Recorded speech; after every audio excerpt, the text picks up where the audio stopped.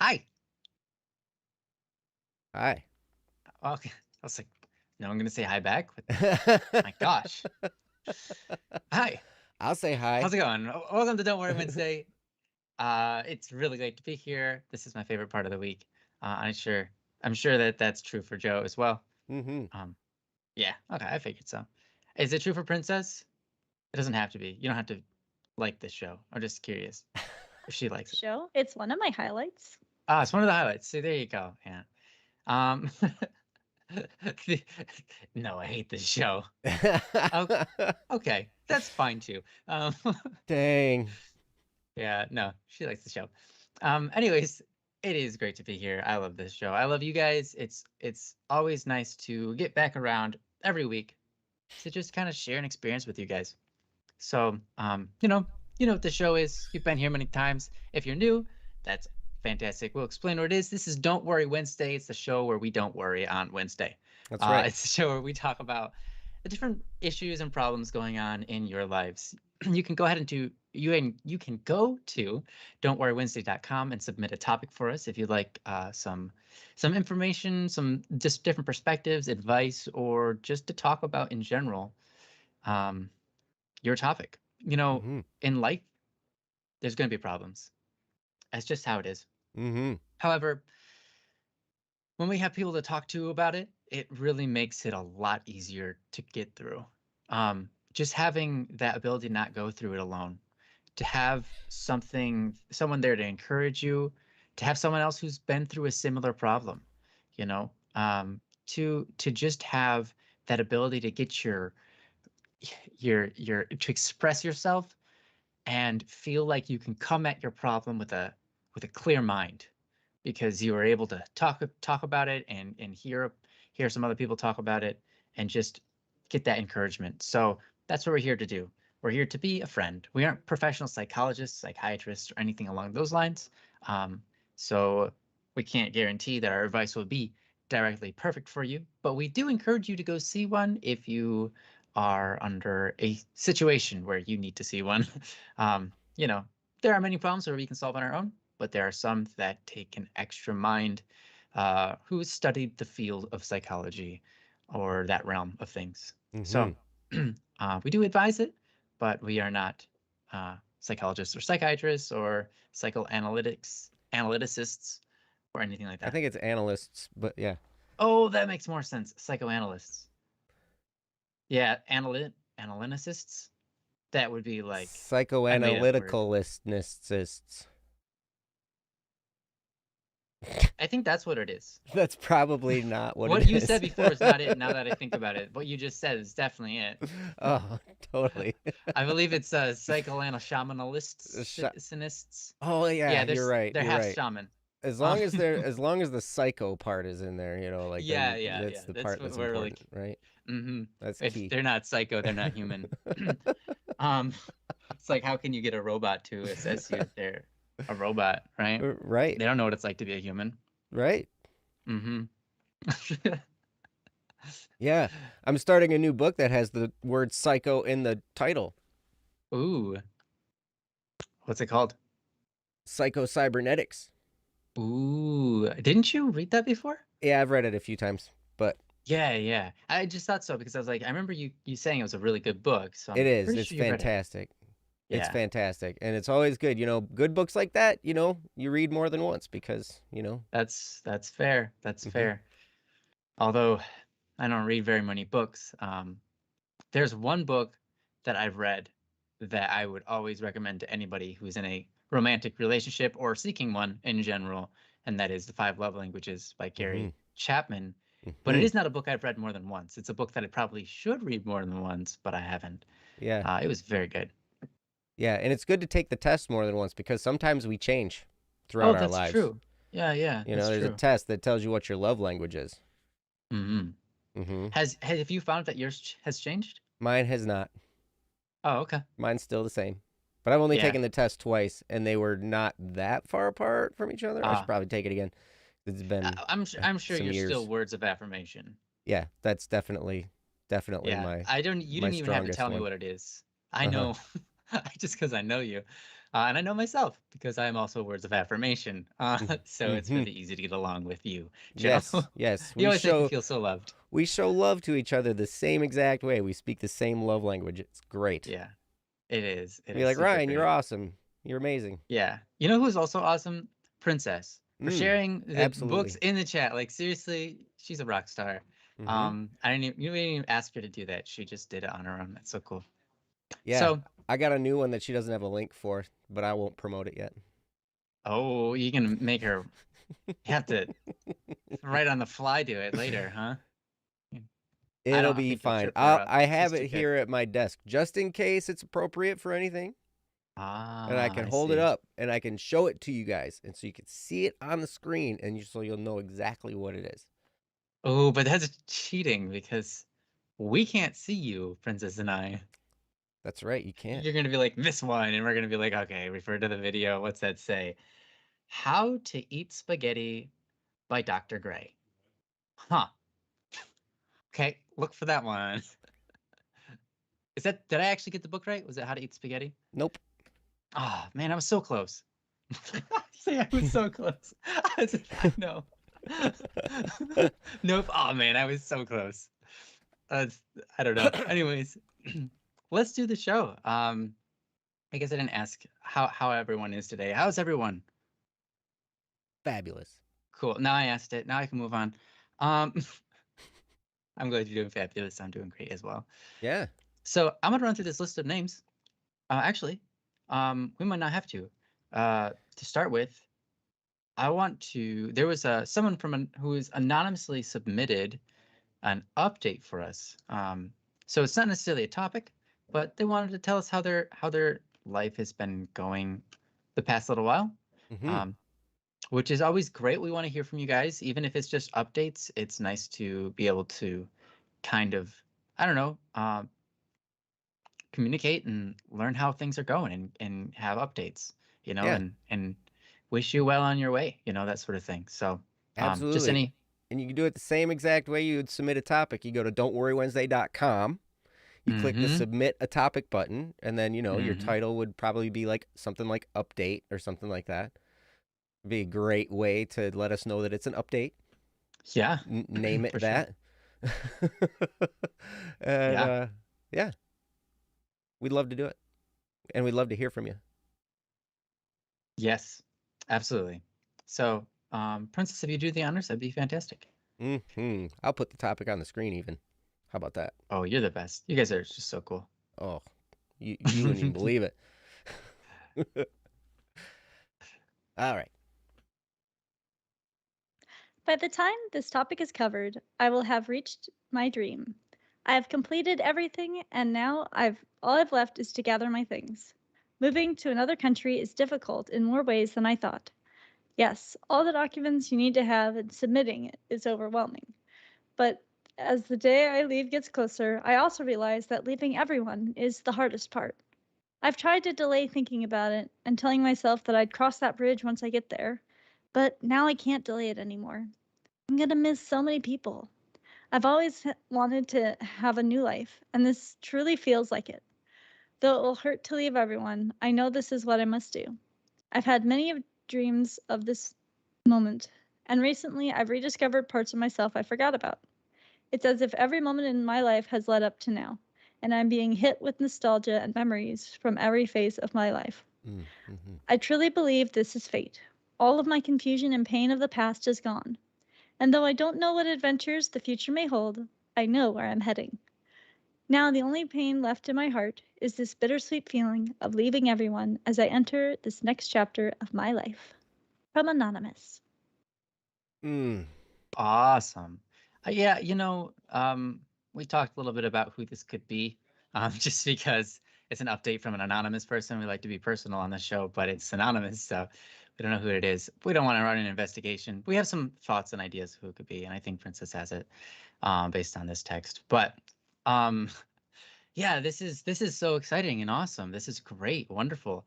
And whoever it is, I'm glad that you've come to us and touch base as you start your new life. I think that, um, you know, when you know, life is a long journey, Mm. and you come a long way. You know, you look at yourself like 10 years ago, 20 years ago, 30 years ago, depending on how old you are, and you just go, wow, it's been a journey, right? There are so many things that have happened in just the past, 5 years, let alone 10 years. It's like I'm an entirely different person, it feels like it sometimes. So it's just so cool to get this kind of update. And I really wish you well on your way. Um, if it is who we think it is, and we know as you said, it's your dream. So to accomplish such a thing, to actually be able to move to another, country, and start your new life there is incredible. Most people, no matter, like, just in general, no matter what the dream is, most people never achieve their dreams. And that's just the way it is. And I think in part it's due to just the nature of our world is very condescending on people who try. Mm-hmm. Because when we see other people reaching and striving, when we have already given up, we tell them, no, you should be like me, give up. It's weird. That's so encouraging, right? Yeah, it is. It is. And they don't say it exactly like that, but that's kind of basically how it is. So I am just so delighted, and I think it's so awesome that you have gone this far, because I'll tell you, there are hundreds, if not thousands, of people who have had the dream of moving exactly where we think that you are trying to move, and did not follow through with their dream. Despite now having all these memories and flashbacks of like nostalgia and stuff, you're still going to do it. And I think that's just so cool. And I wish you the best of the best. Anyways, I'm going to get over to Joe. Yeah, Anonymous, I want to say the same thing Ryan said. I wish you the best. I know this is a big moment. Our life is really a collection of moments. Sometimes it comes at us 1 hour at a time, sometimes even one moment at a time, because some things happen and they just are huge, right? It's crazy. I can remember times, there have been a few times where it hasn't been like achieving some huge groundbreaking dream. There have been a couple times when I've found myself in a place where it's like, I have worked at this for so long and planned at this for so long, and now here it is.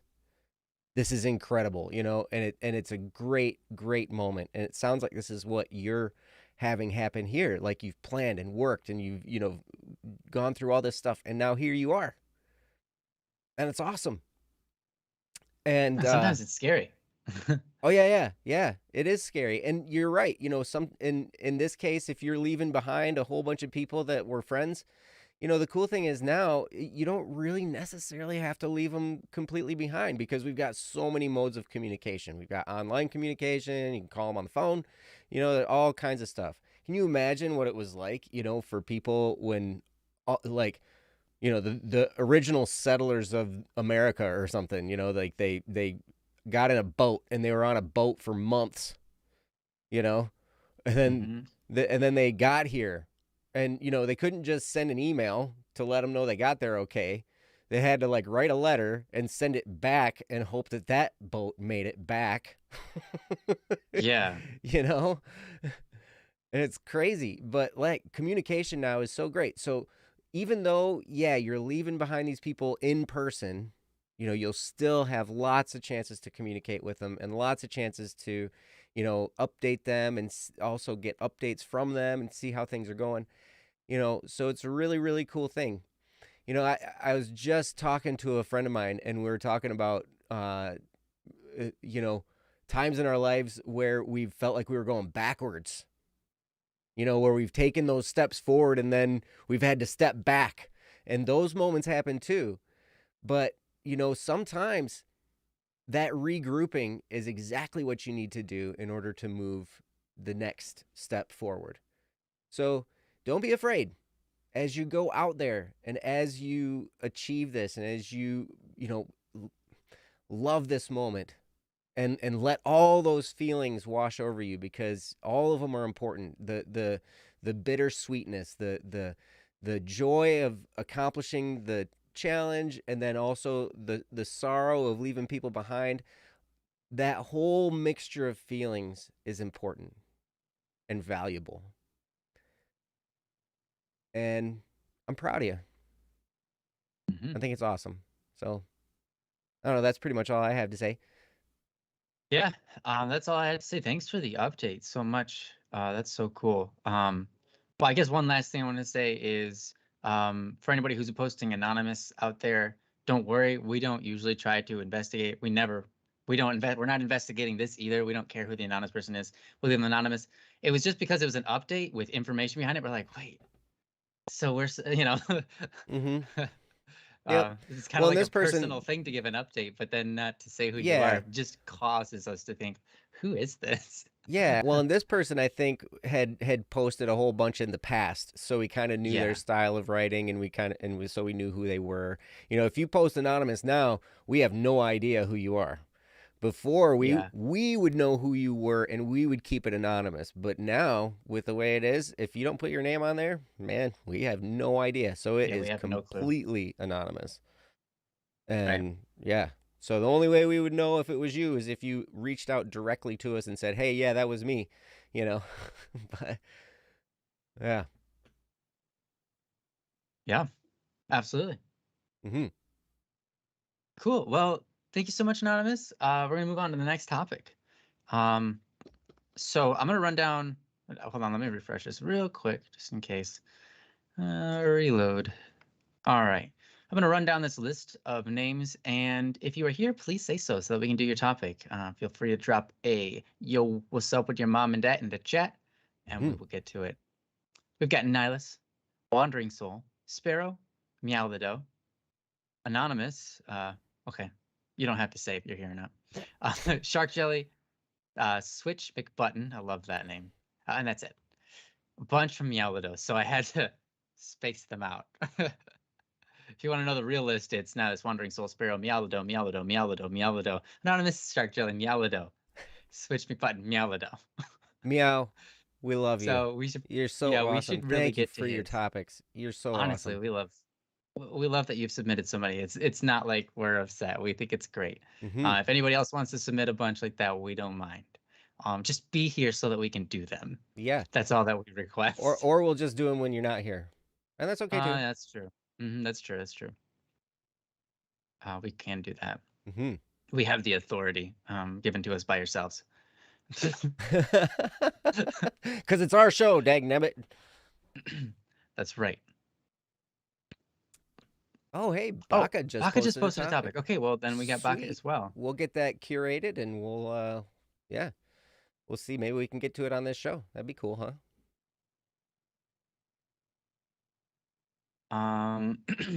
Well, would be cool. I don't see anybody else being here that has a topic, though.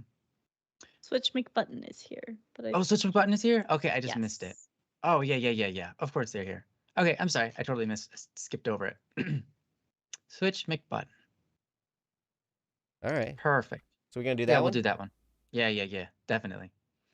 So, this is from Switch McButton, as was just previously stated. If you didn't hear it, it's from Switch McMuffin. Switch McMuffin. Switch the McMuffin man. Oh my goodness! It's like a big lighter, but instead of spraying out, like gas for fire, it sprays out like what do you call that? Essence of muffin.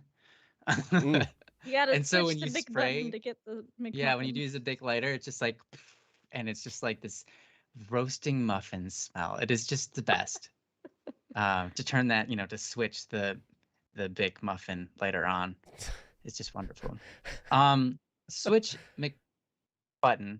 The title of this is Safe Environment for Emotional Expression. Safe environment for emotional expression. Sounds like a good one. Yeah. So I'm gonna leave the floor so that Princess can take it. Awesome.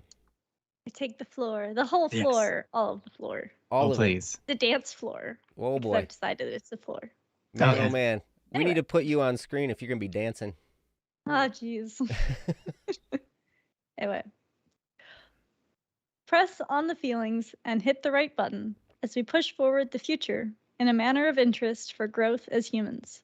We at times hit the spot of feelings. At times, we flip the switch between positive and negative. As we tuck in our shirts of comfort and lock up the front, we often forget to take care of the people next to us. How can we as a society best unpress our friends' emotions and let them be expressed in a safe environment? From Switch McButton. I see. You're a very poetic writer. I like that. Yeah, honestly, it's easy to press people's buttons. It's easy to feel like you can't express your emotions, or honestly, you're going to worry someone at the least, and at the most make someone angry or tell you that you need to shut up. And that your feelings are not logical, which is obviously true most of the time, and you don't need to hear that. Um, so it's like great things. That helps. So so yeah.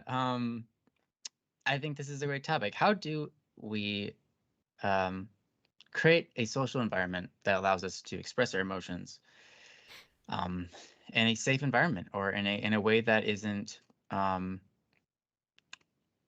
you know, I don't know the right words, but it would be really nice to have a place where you could hey, it's Don't Worry Wednesday, um, where you could express yourself and and use that expression to create a positive situation for yourself and for others around you. And I think a lot of times that is not the case, especially in our society, where if you have your own opinions, a lot of times, or feelings about things, a lot of times they're adverse. And because they're adverse, they are disliked, or they are immediately met with opposition. Um, and I think we also live in a world where everybody else like, there's a lot of people who have to have the most negative life. So they'll fight you like, oh, you think that's bad? Yeah. or oh, you don't have it that bad. This is what happened to me, or whatever. And I think there's a lot of people who just don't like dealing with other people's emotions because they don't have any control over them. So when they receive that sort of emotional, like, people talk about their feelings, immediately they seize up or they revolt in aggression, even if they don't want to. That's their natural state, just because they don't like dealing with things they don't have any control over, and have dealt with other people's feelings enough to know that they don't have control, and it stinks, and they don't know what to do except for explode. So yeah, there's a lot to break down in this. Ultimately, I'm trying to buy time for Joe. So I'm sure Joe has enough time. He's probably ready. He's probably got way better things to say than my ramblings. So I'm gonna give it over to him. Joe, take it away. Man, you got a lot of confidence in me, dude. I got to tell you Oh, what. I have full confidence in you.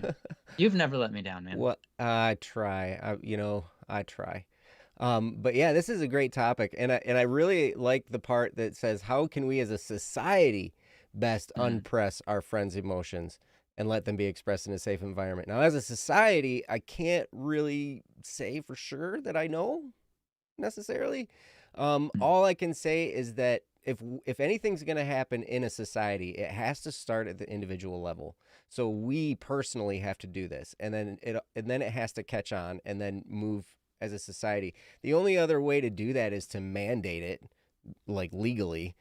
And like, that would be a really tough thing to put into law, I think. Allow everybody to express their emotions willy-nilly, freely, right? Like that. That could cause trouble. It could totally turn into a big mess, right? Uh-huh. But as an individual, how can you let your friends express their emotions? And really, sometimes the key is just be patient and just allow them, just relax. If somebody's hijacked and they're talking to you about something, maybe they're mad at you. And the goal then, so I'm going to kind of default to anger, because that's a really strong one, right? And that's one that is tough to handle a lot of times. Like, if somebody's angry, they're around you and they're angry, that's difficult. If they're angry at you, that can be difficult too, right? And so there are a couple things you can do. One is remember, if we could cultivate in ourselves the idea that every person is a person just like us. They have a perspective, they have emotions, they have different things going on in their lives. They try the best they can.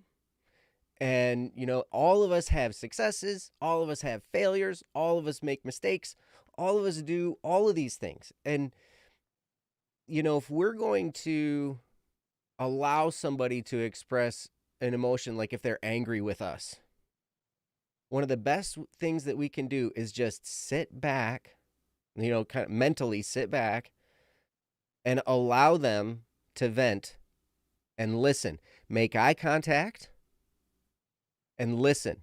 Pay attention.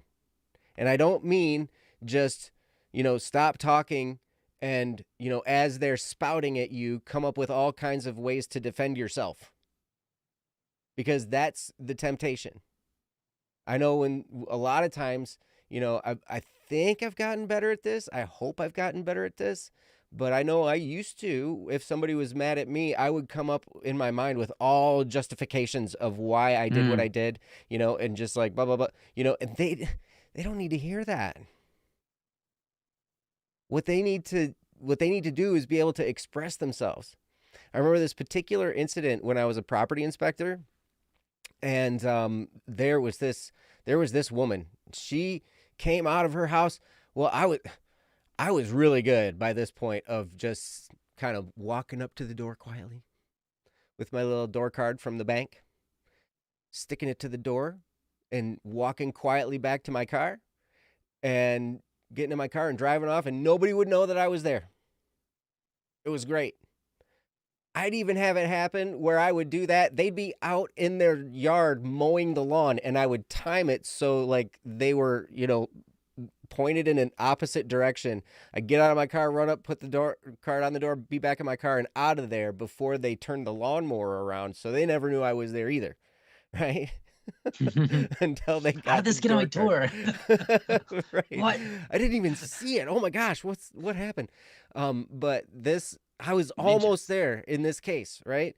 I went up there, I put the door card on the door, and I was walking back, and I got to almost my car, and their dog saw me through the window and started just barking like crazy at me, right? And so then I looked back, and I saw the dog barking, and this woman came out of the house, and she was so mad. She was so mad, and rightfully so. I understand, because they were really struggling. She was under a lot of stress.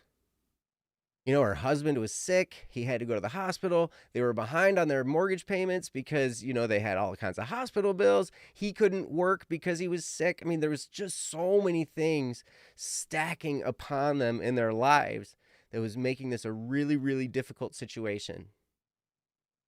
And then I show up with, a notice from their mortgage company saying that they're behind on their payments. Why haven't you paid, all this kind of stuff, blah, blah, blah, blah, blah. And she came out, she saw the door card, and she saw me, and she grabbed it, and she's like, this is harassment, blah, blah, blah. And she just yelled at me and stuff, and she'd ask a question in the middle of this tirade. And yeah, you learn those aren't to be answered. Right, yeah. So I start answering the question, and she'd cut me off before I was done with the answer and keep going with her tirade, right? And so then I'd stop, and I'd listen, okay. And then, she'd ask another question, and she'd look at me and pause. And so I'd start answering the question, and then she'd start cut me off, in the middle of my answer and, keep yelling and going crazy. And this happened like 4 or 5 times where she was, spouting and then, asked a question and I'd start answering it and she'd cut me off and not listen to the answer. And I finally understood, like, you know what? This person isn't interested in the answers. She's not asking these questions because she wants an answer. This is part of her working through the situation in her head. Okay? Like she's smart. She probably knows the answer to her questions, or at least has an idea.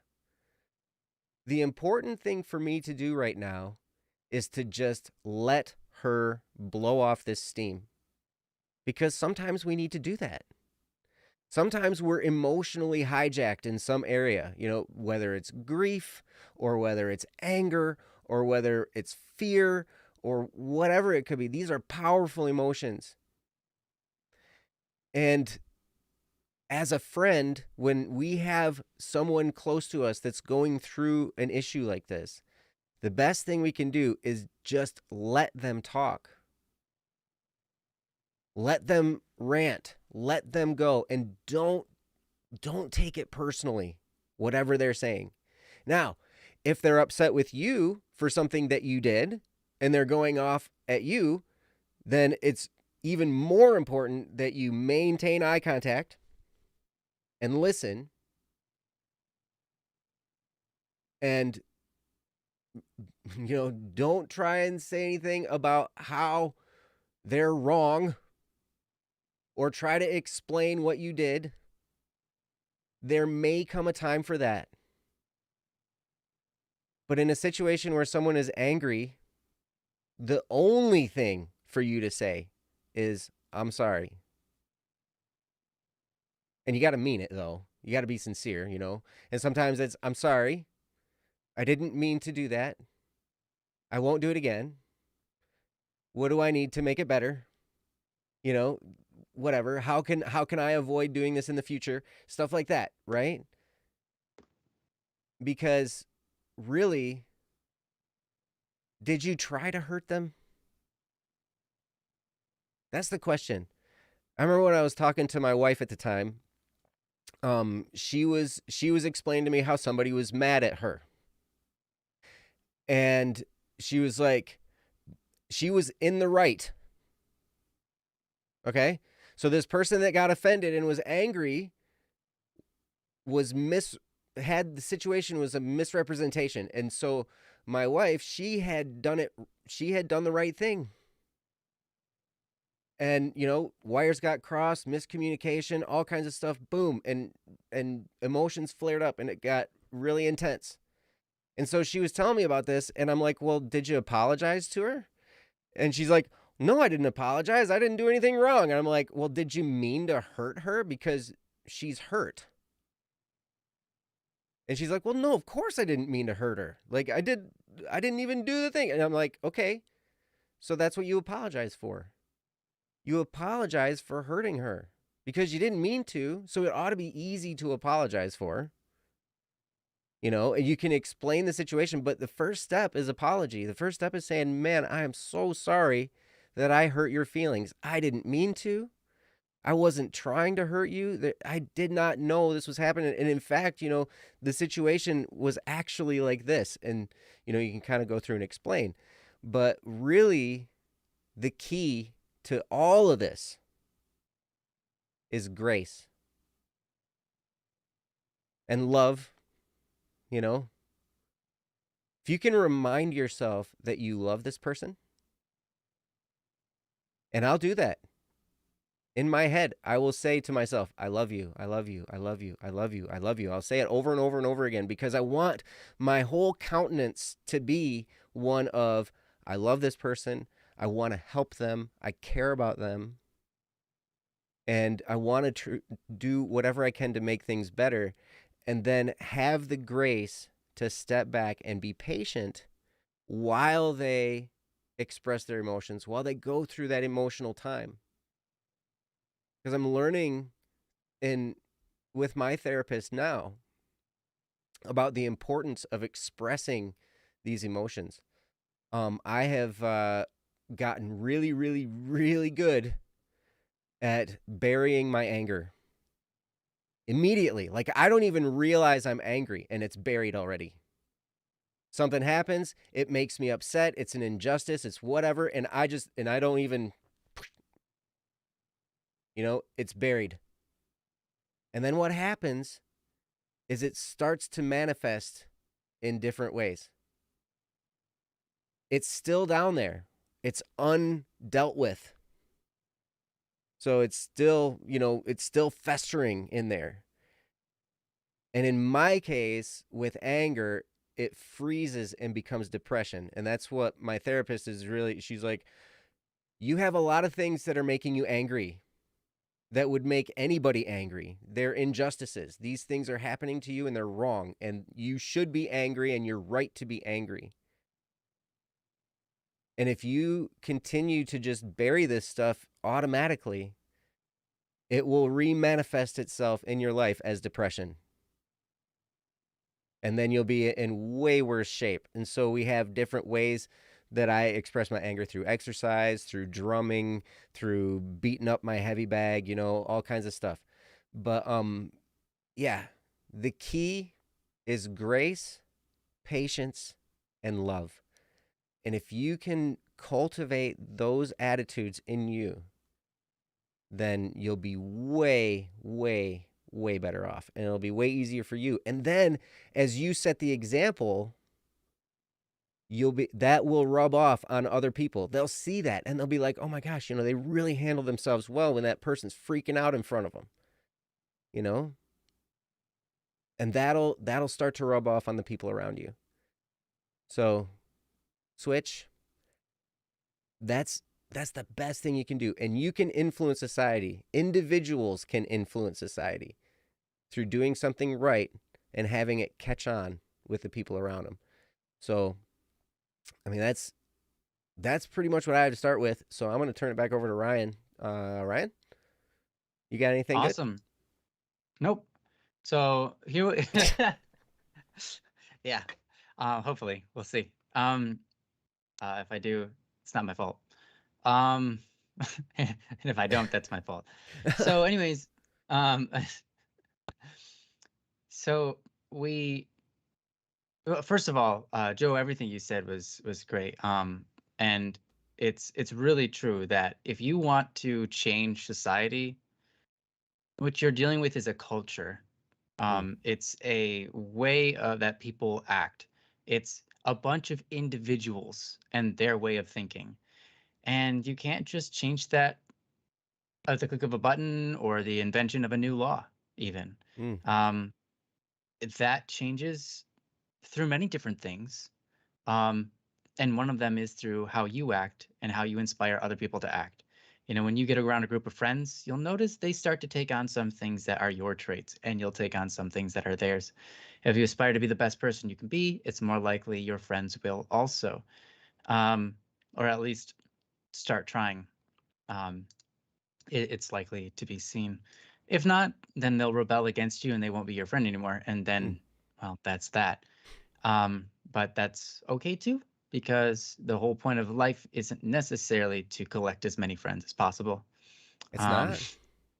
It's not. Is it to ruin as many friendships as possible? Is that what it? That's pretty close. That's pretty close. No. No.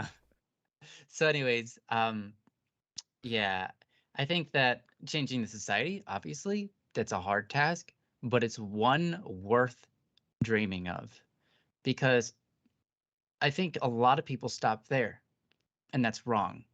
People go, wow, this is something that's wrong with the world. Period. Okay, thanks for pointing that out. That did no one any good. Can you at least make something like, why did you say it? Oh, because I don't like it. Okay, cool. I mean, to take the next step and to say, well, how do we fix that? This is an old saying. It starts with a man in the mirror, right? It's already a very old statement. And in fact, the whole idea of, if you want to change someone else, you have to start with yourself. It dates back thousands of years. This is a 1,000-year-old testified statement, right? You have to work on yourself if you want to change the people around you. And if you want to change society as a whole, there's a couple of ways. One, through reinforcement with fear tactics, such as certain empires and kingdoms and governments have employed. And the other one is to influence people's lives on a very connected personal basis, and that catches on. In fact, that's how a lot of religions began to spread, right? It's through that one-on-one person discussion, and that like I know their heart and their heart's in the right place and I want to be like them kind of thing. And that's what starts you on your journey a lot of times for a lot of individuals. So if you want to change the society, that's hard, but that doesn't mean it's impossible. If you want to change a society, that's a dream worth chasing, not just something that you say and go, okay, that's really hard, period. That's something you commit yourself to, right? That's something you go, wow, that needs to change. Who can change it but me? Because I'm noticing this. I should start this, right? And sometimes we're called to do that. Sometimes we're not. Sometimes we look at things and we go, wow, okay, that's really difficult. And I really don't have much of an impact on that in my walk of life. That's not where my path is headed. And in those things, don't worry about them, right? You live your life. And if you worry about them too much, you're just going to cause yourself stress and other people around you stress, and it's not going to be good. So sometimes you just have to not worry, right? Don't worry. Wednesday. Sometimes you just have to throw on this program and realize there are things that are above us in our control, which is most things.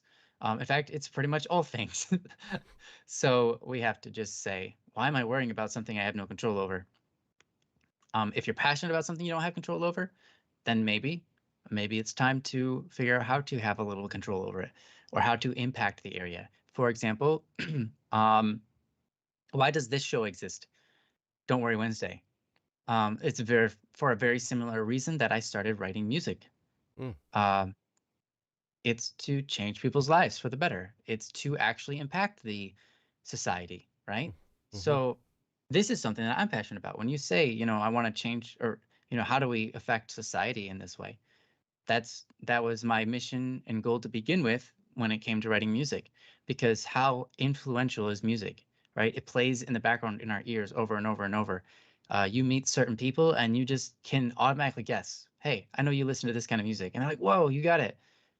Yeah, it's because the way you think reflects that kind of music.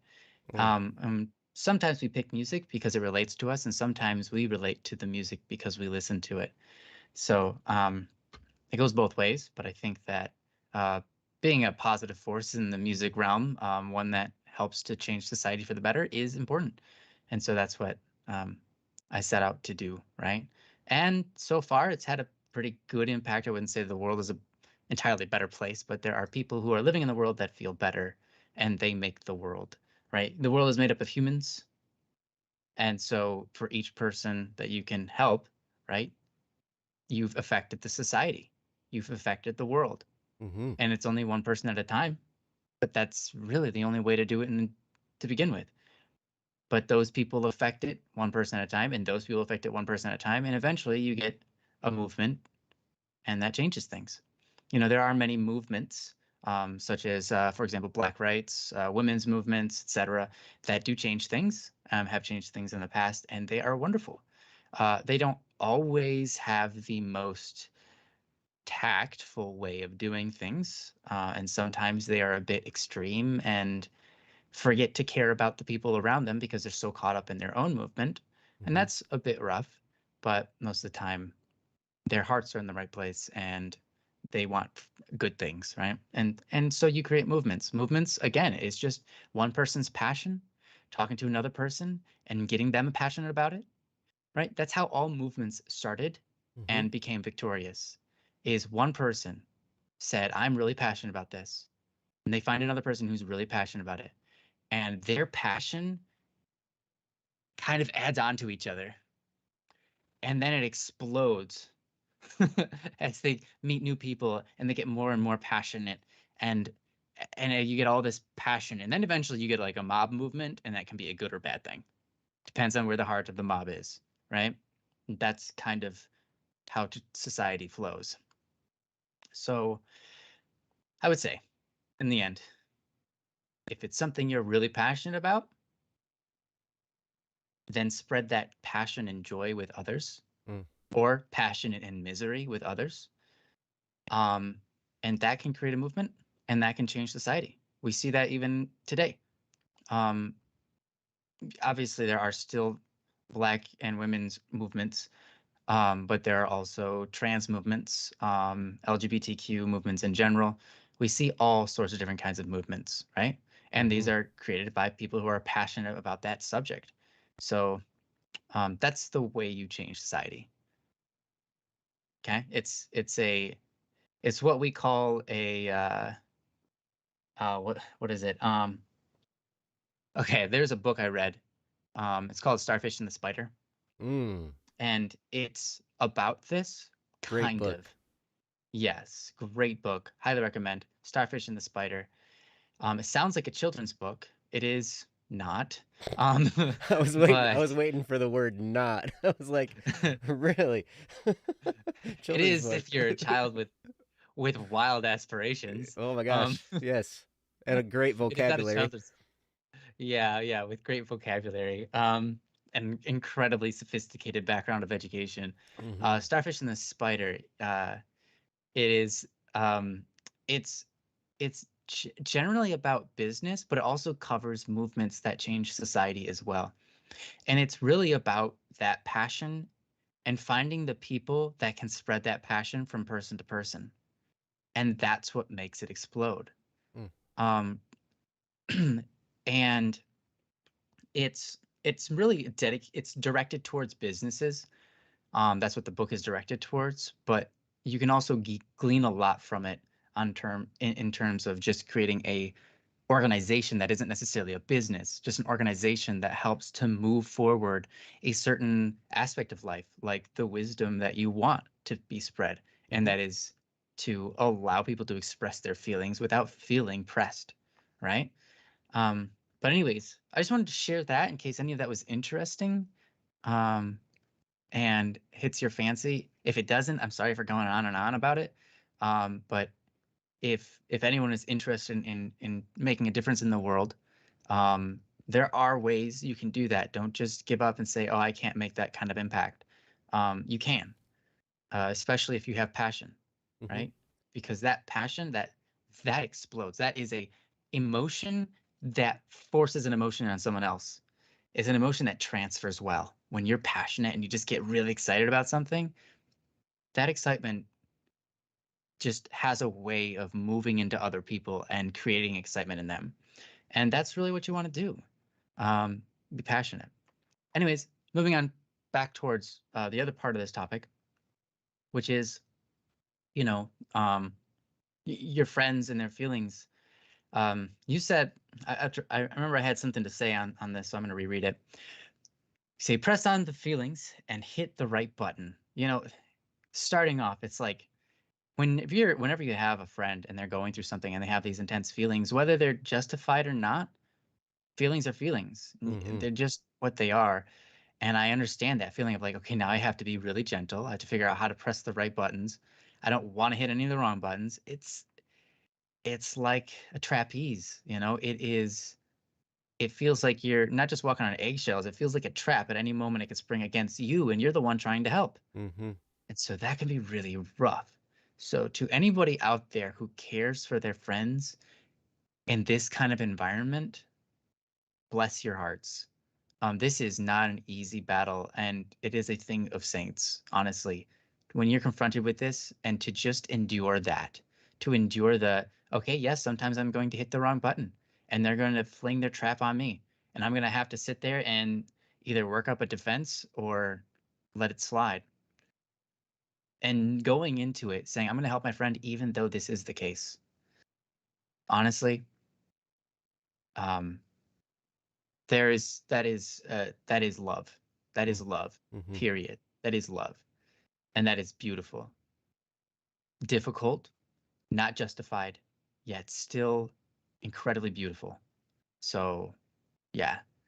Um, and you continue. You said, as we push forward the future and a manner of interest for growth as humans, we at times hit spots of feelings. And yeah, um, we're all in this juggle for how to push forward. Usually, sometimes we hit a spot where we're not trying to push forward anymore. Usually in depression and things like that. But usually, right, in our life, we're trying to push forward in one way or another, whether it be in our athletics or in our minds or how to solve puzzles better, or just whatever it is, how to communicate better. There's this interest in self-growth, and that is important. And I love that the world we live in today has a care for self-growth. That this self-growth is a movement, right? So to speak. It's not perfect. It is not. Not every self-help book is good.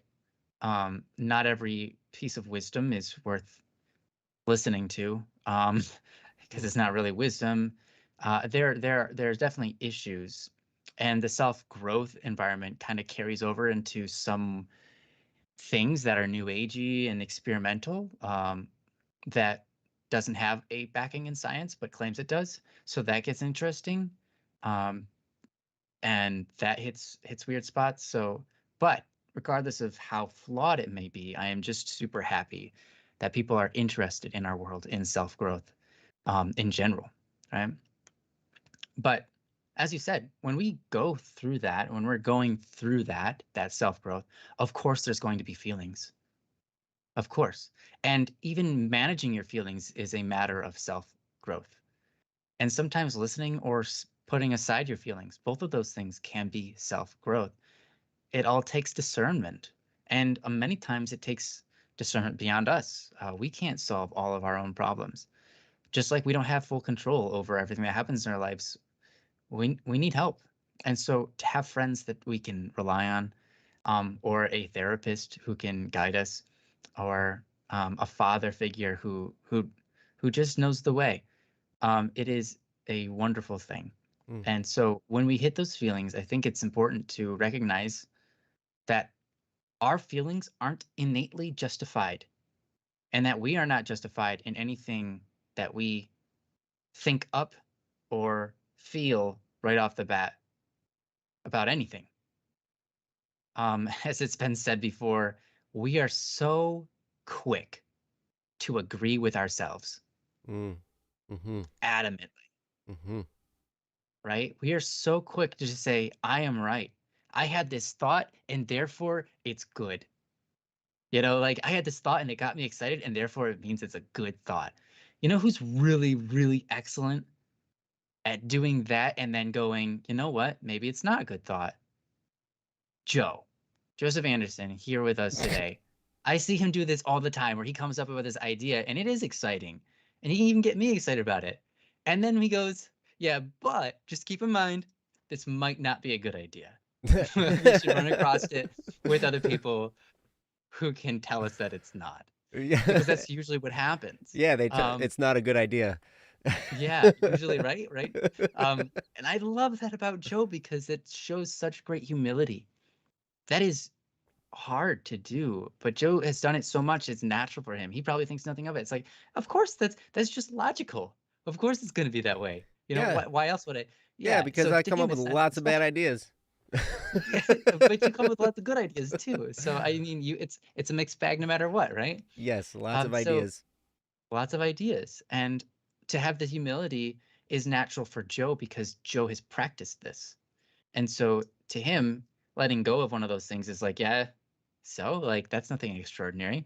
But to a lot of us who don't experience that, when we come up with an idea and it gets shot down, what do we feel?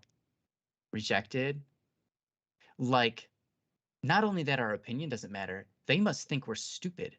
And now we're put in a position where we have to prove that we're smart. So now we have to come up with either a better idea that will show that we're smart again, or we have to justify our idea and argue with them and say that it is the right idea and it is the best idea.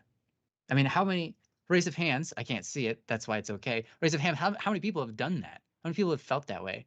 Princess, you don't have to raise your hand. I can see you. All right, she did anyway. She's awesome. I love you. Thank you. I don't feel alone anymore. Hearts. Okay. Anyways, yeah. I mean, all of us, right? It's so easy to fall into that trap where we've set for ourselves when we don't even know that we're setting it. So feelings, we have to recognize, aren't justified just because we had them. They aren't evil. They aren't right, or they're not wrong. They are just an experience, and we have to gauge on how we decide to use them, right? And our plan is to use them for good, right? Does that always happen? No, we slip up from time to time, and that's okay. But our plan is to use them for good, and that's what our minds should be set to. If you can, if you have a friend, right, and you share this with them,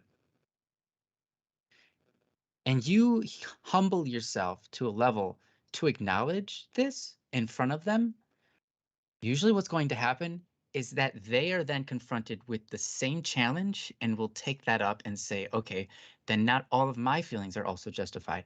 And I should be more willing to give up my ideas and more willing to listen to other people, right? Because if you share this with other people, they recognize that it's logical and it makes sense. And they're going to feel compelled to have that same response because they recognize that there's good in it, right? So what I would say is if you have a friend going through this, if you can relate to them these ideas or just your own humility in any way you can, you end up getting a friend who knows they can trust their feelings with you, which is an amazing thing. Because here's the thing, it seems so, what's the word, seems so counter to what we're trying, what you say.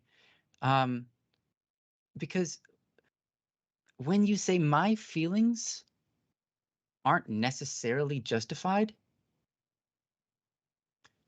and you push that onto them, like that means your feelings aren't necessarily justified, you would think that that would make the person go, okay, then I don't want to share my feelings with you because you're going to turn all my feelings down. But if you have a friend where you can share that with, and you only admit your side, and you allow them to admit their own side of it, what happens is they feel more compelled to share their feelings with you because now they trust that you have a very logical understanding of feelings and you're not going to intend to hurt them. And if you do turn their ideas down or help them readjust their feelings or let them know whether their feelings are justified or not, they're going to have trust in you to actually say the right things. Like they have countenance in you. Instead of feeling like this person's going to shut me down, so I'm going to feel bad, and I don't want that. Instead, they'll see you as someone that might shut them down, but it will still feel good even if that happens, which is an incredible thing. You wouldn't think that would be true, but it is. And I know this because I have several friends who have this level of humility that I can talk to and express my feelings. And what happens is sometimes they just go like, they don't say it this way, but like, yeah, that's stupid. Like, you shouldn't feel that way. That doesn't make sense. And I will respond, you're right. But now I feel better. Isn't that weird? Joe, have you experienced that? Yeah. With Kyle? Yeah. Yeah. With Yes, me always probably too. generally with Kyle, Um, yeah. yeah, I'm sure, and that's a beautiful thing when you can recognize that, like, okay, I've shared my feelings in an okay environment. I wasn't, I was critiqued, but I was critiqued in such a way that I'm okay with it. And I recognize that I'm not perfect. I'm not like, the point is that I can move forward now, right? Because when you're stuck believing that your feelings are justified when they're not, and you're trying to prove to the world that what you did as an action because of your feelings, that you were right, and you stick with that, it is heavy. It's like telling a lie to yourself and then arguing with yourself. Yeah, it's hard. But when you're allowing yourself to let go and just to be humbled by the experience of, yes, I was wrong. Now I can move on. Oh my gosh, it is freeing. It is just, yeah, it's a hard apple to bite at first. It's a bit sour, but you thank yourself time and time and time and time again for having that humility to allow yourself to grow, because you cannot grow if you don't have humility. Because if you can't recognize that you need to grow, you are not going to. And a lot of times when you're in this feeling of like, I can't share my feelings because people are going to insult me, that's a rough environment, period. And then on top of it, when people shut you down, if you can't accept that, then you have an impossible task ahead of you. Mm-hmm. So we need to create a world that's not only allows people to express their feelings, because that would be a wonderful thing, but it'd also be a horrifying thing. Because we do live in a world where people are free to express it. For example, we live in America, as Saule stated. Yes, we have the right to we have the freedom and right to express our freedom of expression. There we go. That's what it is. Yeah. We have freedom of expression to express our expressions. What? Yeah, we have the freedom of expression. But it's not like we have the freedom of expression and to be accepted. We have the freedom to express our dislikings for other people's expressions. Mm-hmm. That's also really important. Like if we take that away and say it should be okay for people to express their feelings and everyone automatically have a positive reaction and no one's allowed a negative reaction to their feelings, that would be a terrible world to live in. There's so much that could go wrong and you just have to accept it. There would be no ability to fight back. That would not be okay, right? Mm-hmm. I mean, for example, bullying in general is an expression of that person's feelings.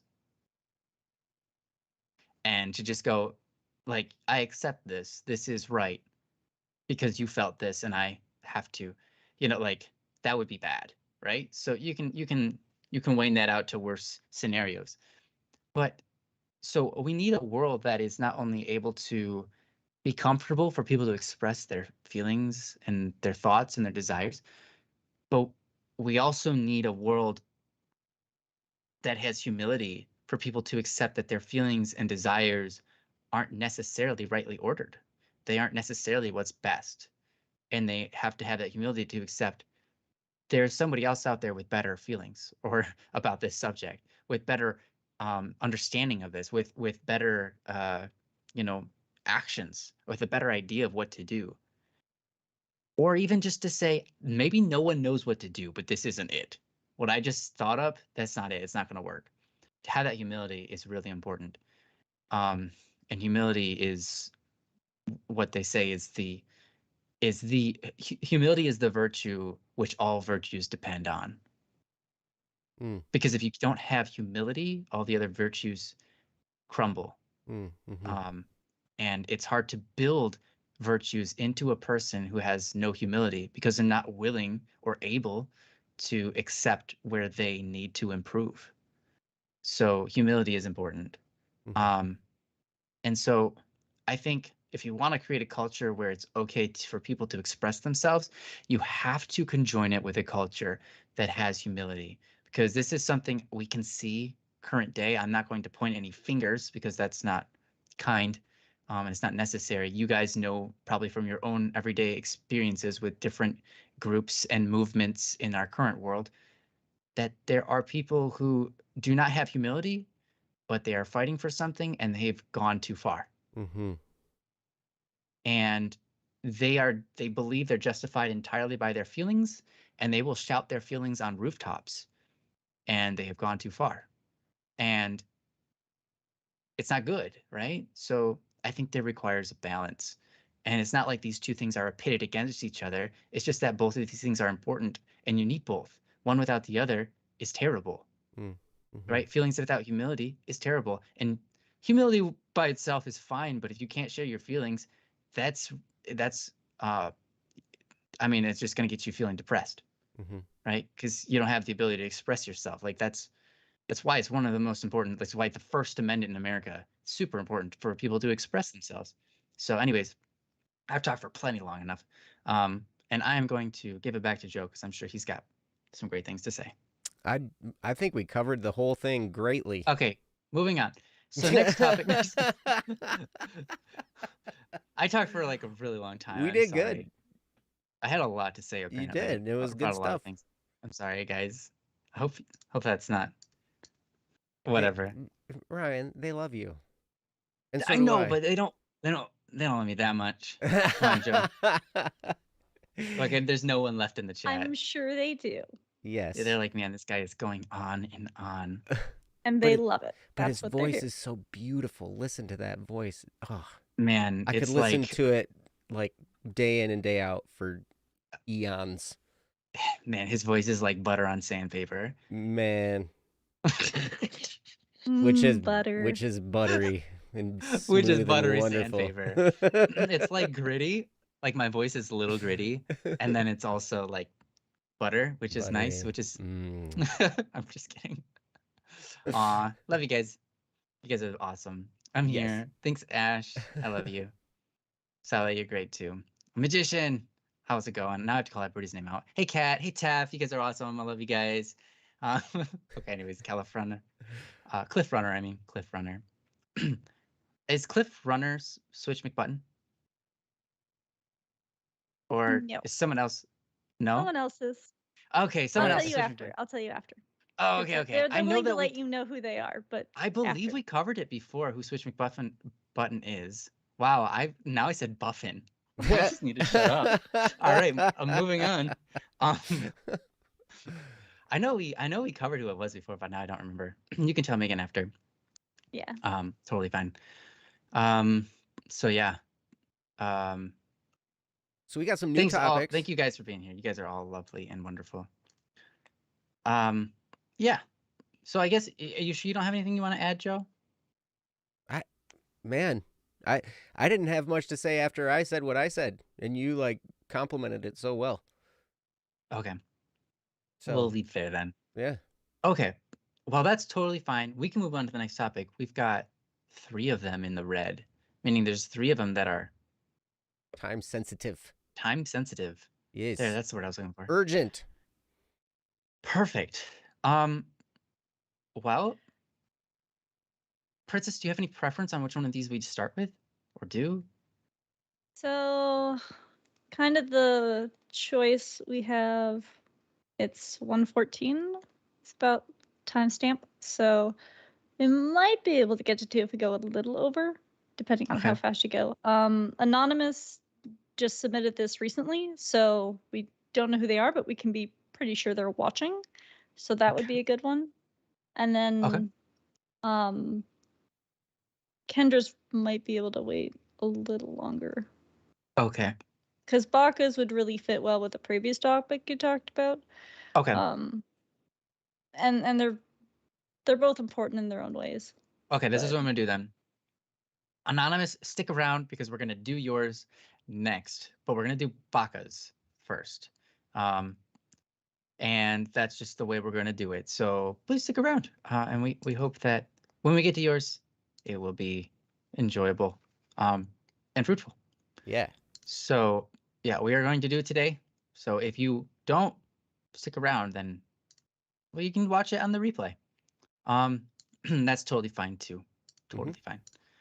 So what we're gonna do is we're gonna do Baka's. It is titled exploiting or exploiting. How do you guys say exploiting? Like okay, exploiting? it's just yeah, because you exploit, but exploiting has the emphasis in a different spot.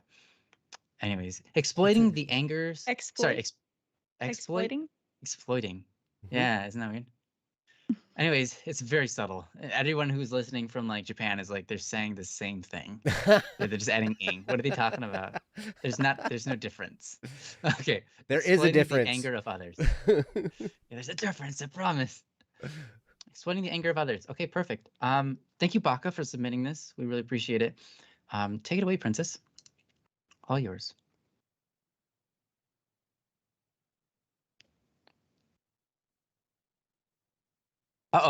Princess, you're muted.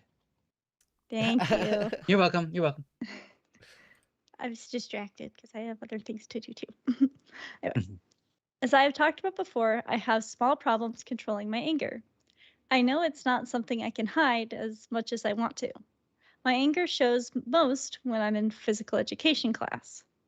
Now it's now in this class I have people that I can tell are purposely trying to anger me, with purposely pushing me, being complete jerks. Now they have made an act of violence, swinging a hockey stick at my legs rather than the ball during floor hockey. This is just too far This was just as far as for me to know that they are.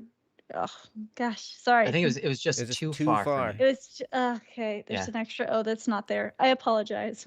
It's all I good. try to get through all of them, but anyway, this was just too far for me now that I have a small bruise on my leg. I did tell the teacher and all, and it's not that I'm scared for myself. I can deal with it. But now this person is realizing that I'm not reacting because I know he's trying to anger me. And now he's starting to do it to one of my friends. And I know this friend has less self control, and I don't want them getting into a fight. I find it petty telling the teacher over little things, yet now I feel like I'm being too laid back about it. Hmm. From Buck. Oh, it's totally fine, Baka. It's totally understandable. Um, I make mistakes in typing all the time. No big deal. Me too. Yeah.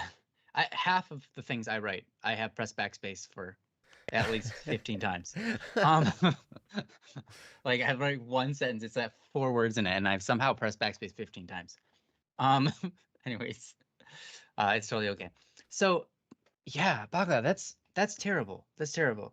Um, you know, obviously this person that's doing this is not okay, right?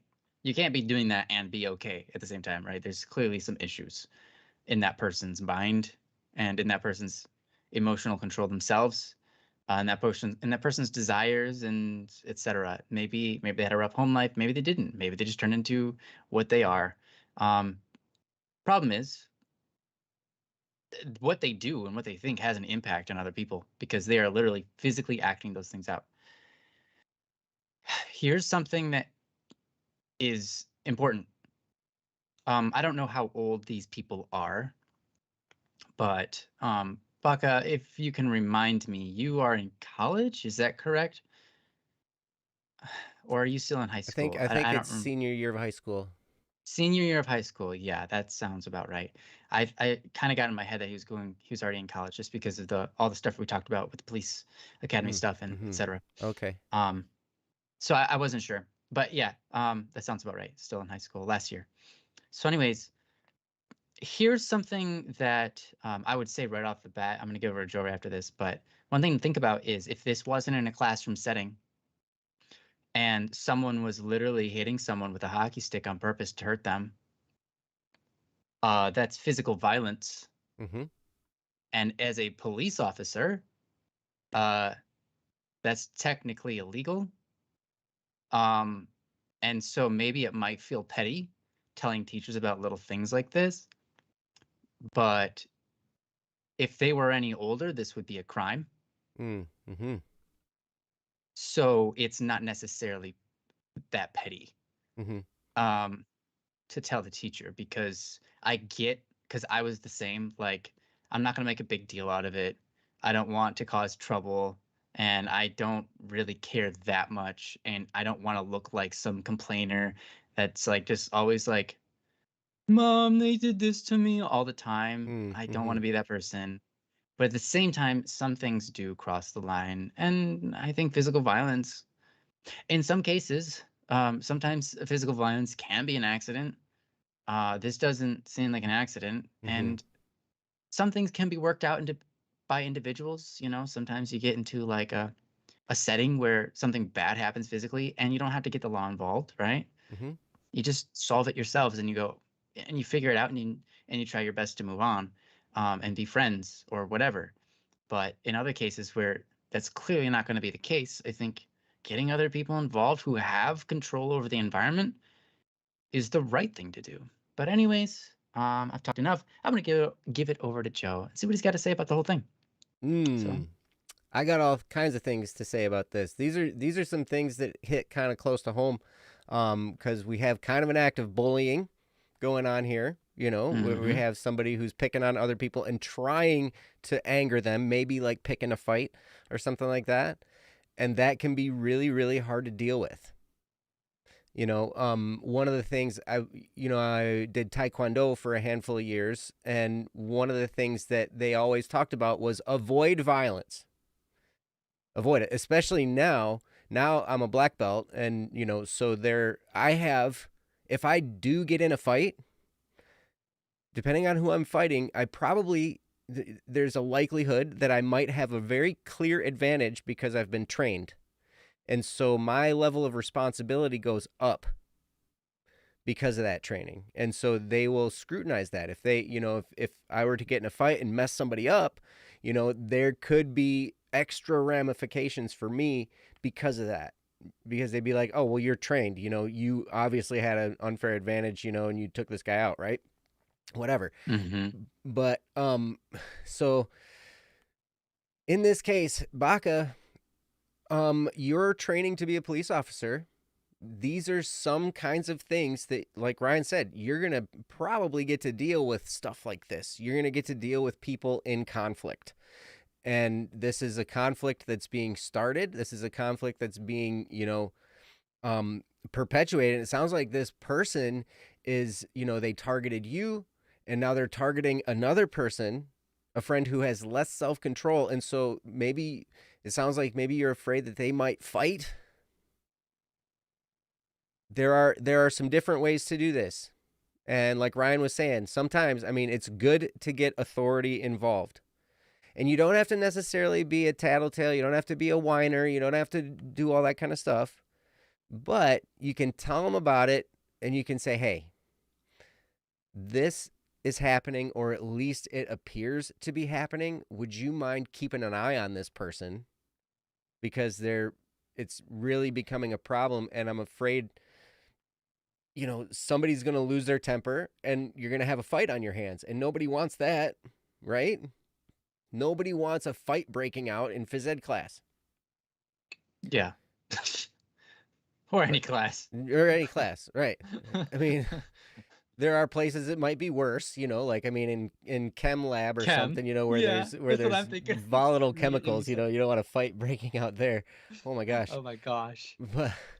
But oh man, that could be lethal. All right, anyways. Yeah, Jester, I saw your contribution in the chat before you retracted it. And you know what? Sometimes it does resort to physically defending yourself. Or physically at least standing up to this person and saying, hey, what's your problem? And you may have to do that. Somebody may have to confront the person and say, what's going on? Why are you doing this? You don't have to get in their face and fly off the handle. But you can take that, because obviously it's making you angry, right? And so you can take that energy from the anger, and you can go to this person and say, hey, what's your problem? Why are you doing this? And you can assert yourself, for sure. That's not a problem to do that. Now here's the thing. They might take a swing at you if you do that. And in that case, you do your best to defend yourself, I would suppose. But sometimes it gets touchy when somebody is doing something physically violent to another person. There is no harm in self-defense. Unless you're doing Krav Maga, because then you might kill the person in the act of defending yourself. I saw a T-shirt that said, they were like, Krav Maga, the art of folding laundry with people still in it. Wow. That's perfect. That's great. Great. Anyway, so you may have to do this, but also a good idea would be to get that teacher involved, get that person involved that's in charge of the classroom, because they can take the steps to neutralize it effectively and all above board. If you get in a fight, it could be he said, she said, who knows what happened. When I was in middle school, there was a kid that went around and he had a mechanical pencil. Okay. He took this mechanical pencil, and back then when I was in middle school, the mechanical pencils had a really, really sharp needle. that went down in, where you did the refill, you put new leads in the mechanical pencil, and then the plug thing had a really, really sharp needle that then went down into that chamber. What he had They don't done, have those anymore? I bet you they don't. I don't think they're sharp anymore. I think it's just a little wire with a flat cutoff end. Oh, I think. okay. Used to be a needle. I don't know for sure, but he went around. He took the needle out of that thing and stuck it in the end of the mechanical pencil, and he was going around poking people with it, like stabbing people with this needle. And he stabbed me like 4 or 5 times, and I didn't do anything. Right? He just stabbed me, and he stabbed me again. And and he was kind of sitting behind me. And he stabbed me in the back, and he'd stab me like just above my belt, Stabbed me a few times, and then he moved up front, and he took it and he like jammed it down into my thigh, and I didn't do anything. I didn't say anything. I didn't tell anybody, nothing. 2 days later, I get called into the assistant principal's office, and they asked me about it, and he had the weapon on his desk, right? He was like, so this person's been doing this to people, blah, blah, blah, blah, blah. And I just wanted to confirm, your name came up as somebody that he had done this to. And I was like, yep, he did. And so then I had to go get a tetanus shot and all that kind of stuff, right? But because there's lead. It was a needle. It was metal. Oh, it was a needle. That's right, because they don't use the real lead in the... Right. Yeah, it's graphite. I mean, I didn't know, because I know that they removed lead before I actually started school, but I didn't know if they had lead in your time. Hey, look at you. They You're moved it small.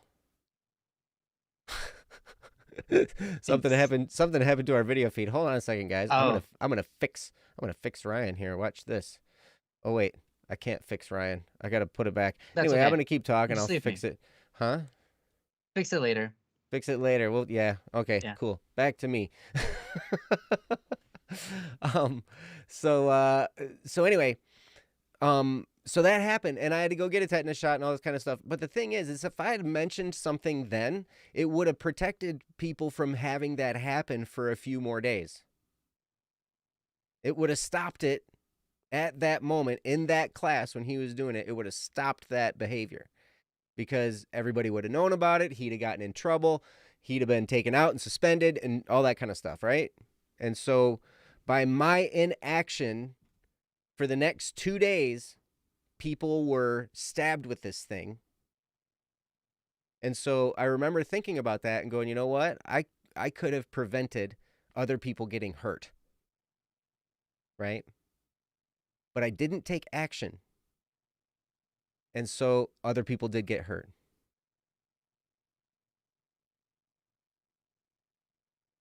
You have to gauge where you're at. It sounds to me like this person is a serial hockey stick whacker. He's doing it to more people. And so the best thing you can do is make it public. Now, here's the thing. In martial arts, one of the best things they talk about, and you can do this, you don't have to go and tattle on the person, but they taught little kids, your best weapon, if you're being abducted or somebody's doing something to you, your best weapon is your voice. So we would train all these little kids. They'd be like, so what do you do? What happens if somebody comes and picks you up and you don't know them? The first step is yell as loud as you possibly can. Help, help, help. You're not my mom and dad. And that's the first thing. And then you kick them in the crotch and whack them in the ears and, punch them in the neck and whatever, right? So they found all the good sensitive spots, to get them to put you down. And you might get dropped, but anyway, that's the thing. If he's hitting you and he does that, you can say, "Hey," and yell at him and be like, "What are you doing? Why are you doing this? This is so ridiculous. Why are you hitting me with your hockey stick?" And what happens is that person will be embarrassed, and it will call attention to the teacher and the action will stop. More than likely. Yep, that's more than likely it will. So your best weapon is your voice. And you can just say something really loud like, hey, stop it. Stop hitting me with the hockey stick.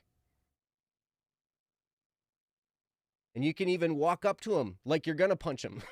I don't know. I wouldn't do that, but I've had experiences before where, you know, there's that one person who's really doing some, and you know that they're doing it at you. And some of it's best done where you just simply pursue them to the point where they hate the fact that they started something. Because sometimes they want the attention, and sometimes it's not, you know, you don't want to pursue it too far. But, you know, there have been times where people have done something to annoy me, and my response was, hey, why'd you do that? What, you know? And there was times where like, well, I'm just playing around. Well, I didn't find that funny. That wasn't very cool. So like, you shouldn't be doing that. You know, it's really annoying. And I just go on a rant at them, and I waste their time. I waste their friends' time, for the people who are around them, trying to like make it like, oh, it's funny, it's okay. No, it's not. And I'm going to tell you, and you're going to hear about it, and you're going to hate the fact that now you have to hear me talk about it to you because I'm annoyed with you. So And you that kind of usually like, helps pursue that into they yeah. don't want to do it, because the point of it is either they need or want attention. They're trying to look cool in front of their friends. They're trying to do some sort of thing in that sense. And this is a way of being like, hey, you know, like if you have a problem, then you need to talk it out with me, and I'm, you know, like, talk it out. I'm not going to pursue you by attacking you. That doesn't go well. You know, if you're a stronger person, you can kind of do that like wall position. I don't know what that's called. It's just, I see it with basketball players. They have like their little position, like where they're defending against people. I don't know. You know, go look at basketball game. But you know, if you bring that sort of presence of like, hey, I am a wall that you're not going to harm, no matter what you try to do, because at that point you've kind of gotten into it. But it's like, it's about not escalating the confrontation by being upset with them, but by making it not worth their time. This is Sally's topic, right? That's Bacchus. No, this is Bacchus. Okay. Sorry, I Bacchus- just saw because Sally had said I once almost got into a fight once, but I think it was because the bully was scared of me. Baka, you say it's just the thing. I think he wants me to complain, yell, and get mad, right? But does he know what? So maybe he does want that, but does he recognize the ramifications of that? Show him what that is. You know, it's not like maybe you do complain, yell, and get mad, and you make it public, for everybody to see, and you call him out. Then what happens? Now he has to deal with the consequence of that. People will look at him like, you know, like, hey, I saw you, you know, hitting that other kid. I don't want you hitting me, so I'm not going anywhere near you, or things like that, right? So it's okay to do those things. If that's what he's asking for to get punched in the face, then punch him in the face, right? Now, obviously, that's not what we're talking here, but you get the idea. He's asking for something bad to happen to him. Then, and he's acting that way, then let the bad thing happen to him. You can turn this complaining, yelling, and getting mad into a solid, good thing for the both of you, because he needs to learn his lesson too, right? So, and your friend. So for the good of everybody. Now, obviously, if you're like me, you don't want to cause trouble for that guy, because you're like, yes, I recognize he's a human being, even though he's made me mad. I don't want to ruin his life, you know? So that's kind of the thing I fall into. But at the same time, just because you hurt somebody in a public setting by calling them out for bad things that they're doing, it doesn't mean that their life is ruined. In fact, that's what some people need to get their life back on track. So don't feel that way, is what I'm saying. If you're like me, that's a feeling that's going to cross your mind, and that's an okay feeling. But the truth is, some people need to have that. Some people need to be shown the consequence of their ways for them to improve their ways. Anyway, sorry, Princess, go on, or Joe, whoever wants to talk. Princess, you had It's something become you an were open saying. discussion. It's all good. I'm sorry. I got excited. Yeah. Excited's not quite the right word, but just a matter of, you know, there have been times where there have been someone who's like a known troublemaker and that's kind of their thing. But because an incident happened where, it got pointed out several times, I don't remember if it was me or if it was others or a combo, at some point the whole class was like, dude, like, stop it. We want to play our game. We're in the middle of something here. Like, stop being the person who interrupts our game and stops us from doing anything because we want to do this, And then that way, disrupting it so much brings attention not to you as the disruptor, because again, as long as you're handling yourself in like a really calm way of like, hey, dude, like, it's not cool, and that sort of way, it's not you, the person who's calling it out, that's the one making the problem, right? Because you're responding, but you're not responding by escalating. You're responding by, bringing attention to it, to them and to others. Yeah, But that's if a it good route too. constantly has to be brought to attention, then people are going to be like, oh my gosh, stop being the person that's ruining it for everyone. Because, people generally want to be doing whatever they're doing, whether that's they're braiding hair on the floor over there because they want nothing to do with gym class, or they're the ones actually trying to score goals because they're being competitive and they want to have fun. Because again, it's kind of their own desire that they're stuck in, is they want that attention, even if it's bad attention for whatever their reason are. But at some point, if you give it to them in that way, not completely like giving it to them in the way they want, but if you give it in that way of like, yeah, well, this is the consequences of that, they'll learn that that really isn't what they want from it.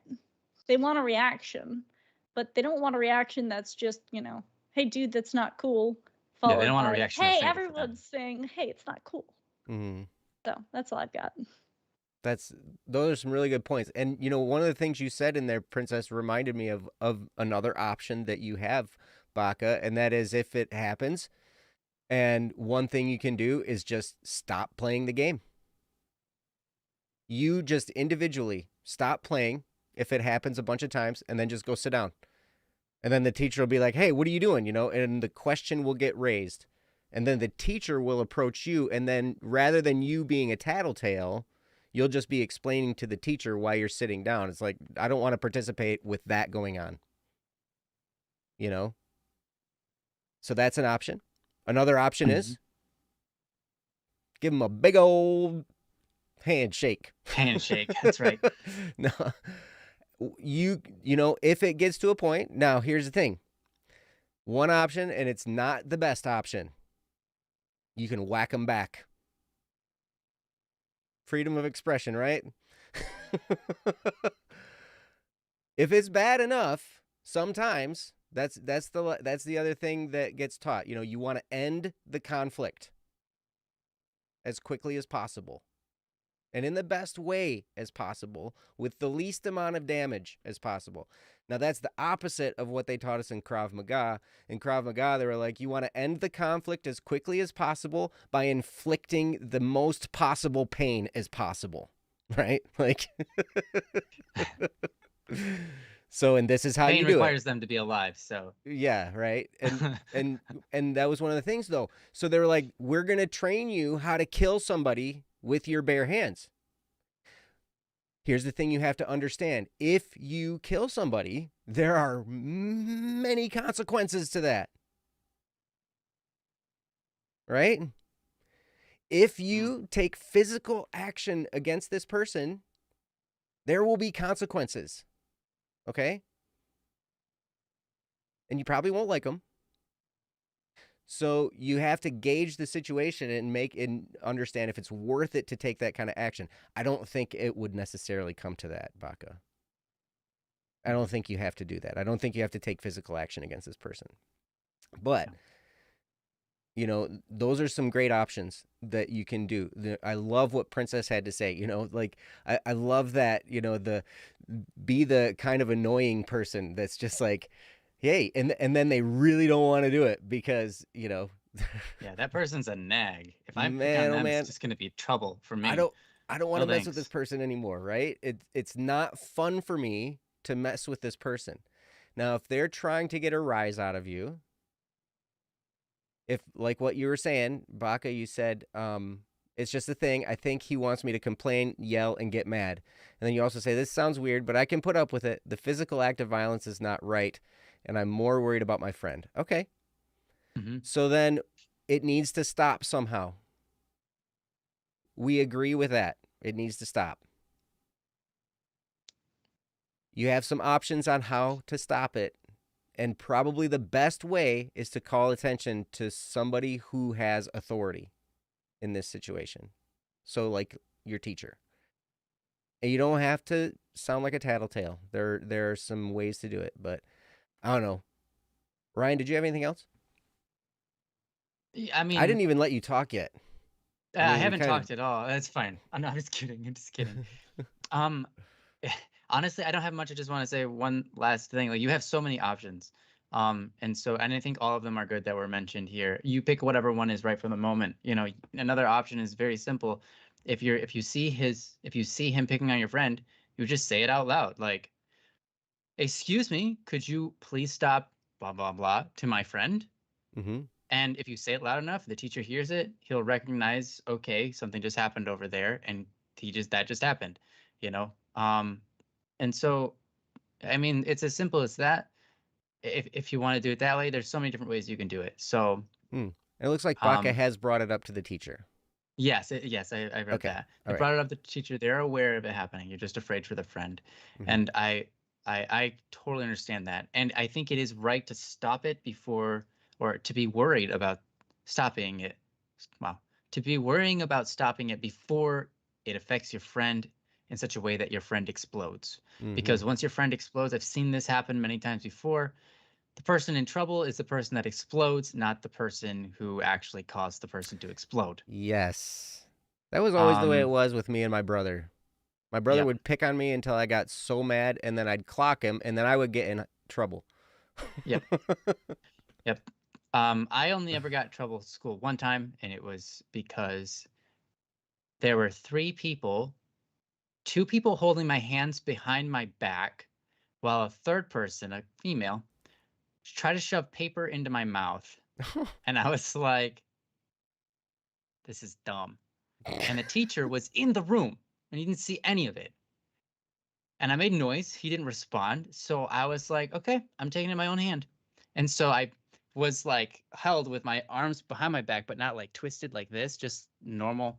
And so Mm. I elbowed both of them in the stomach and then punched her in the stomach and then walked away. And the teacher somehow saw that part, somehow saw me punching someone, but didn't ask how I got into the situation where I nailed two people in the stomach and one in front of me at the same time. Like, excuse me? So I punched everybody and I walked away and I got sent to the principal's office. I told the principal and they're like, yeah, that makes sense. And I got let off scot-free. Nice. Which is great. Which is great because the teacher knew. I told like the not the teacher, the principal knew. He was like, yeah, those are troublemakers. I get it. Mm. I'm gonna let you off. This is the first time you've ever done anything ever. Mhm. So sounds like you were in a bind. You did what you could. You go, just don't punch people, Ryan. Go back to class. And I was like, okay, I got it. So I was very fortunate in that, but I mean, it could have led to a suspension. Could Mm. have led to all sorts of things. Mhm. So, but anyways, my point is, yeah, to usually what happens is the person that explodes gets the punishment. Mhm. So you want to prevent that from your friend. Absolutely. Yep. I would agree. But yeah, the key is stopping it. How do you stop it? Mhm. Right? Those are some Well, and ways to part of it stop it. is also talking with your friend. You know, you're concerned about your friend, right? Mhm. Well, you should mention it. Hey, I've been experiencing someone who's been really annoying in our class, who's been trying to make me angry, and I'm kind of worried that they're going to try and turn that on you. So, if you're having trouble or they're doing something, and I don't know, just let me know. I'm here to, we're friends and I'm here to support you. Maybe you can even support me if you see him doing something so we can, be there with each other. So rather than it being you trying to solve the problem and him trying to solve the problem, you're trying to solve the problem together. Mhm. And it might also help him to keep his cool in those scenarios and not explode and that sort of thing as well. So I think that's really smart, really smart. Mhm. Um, so yeah, absolutely. Mind if we move on to the next one? Yeah. I mean, Everyone cool no, with that? I don't mind. Oh, Yes. oh, yeah, Yes, that's I right. don't Okay, you mind. don't mind. Perfect. Yeah. All right, So Baca. awesome. Thank you so much, Baka. Yeah, good topic. You have a good heart. I think that's fantastic that you brought this up, especially because you're working to get in the police force. I think that this is a good example of something you will definitely have to deal with in the future, whether it be children who are rowdy or adults. But yeah, Mm-hmm. so thank you so much for the topic. We appreciate you asking us for our help. We barely know what we're talking about, but we hope that it helps. Well, some of us know what we're talking We about. do. God, I don't know. We'll see. Um, Glad it's cool. So helpful, Baka. this next one is about a similar topic, luckily. So anonymous, whomever you are, I think that hopefully you can get something out of that last topic, and this one can flow into it very well. I don't know quite exactly what the topic is about because we haven't read it yet, but it is titled "Standing Up to Disrespect." So it could be many things. It could be a family scenario or anything, but we have to read it to find out. So that's what I'm going to allow Princess to do for us. Whenever she's Yes, ready, of it's up course. now. It's Okay. she has I time. was waiting for the signal. Sorry. Okay. One of my close friends has alters, which is kind of like gender fluid, but with more names. Like a name for each side of them, kind of. Today, they were going by Got it. Daniel. The previous day, they were also going by Daniel. Some girl in our class was getting annoyed because everyone had changed their names. From anything from books characters to random names like Memer. My friend had their name as Daniel. The girl, Faith, who knew who they were, had asked them to change their name back to what it usually had it as. Daniel at the time said that they weren't going to change their name. They wanted to go by Daniel that day. But Faith kept pushing on them, then proceeded to misgender them by saying, "I love you, girl." This made them very upset, and I totally understand why. Daniel tried to explain to them their situation, having alters, but that even when they go by their usual name, they do not go by those pronouns. But Faith wouldn't let Daniel explain. And now, today, one of Faith's friends says to Daniel, "You need to apologize to Faith for disregarding her feelings." This made me really mad. Why should Daniel have to apologize? They were not in the wrong in any way.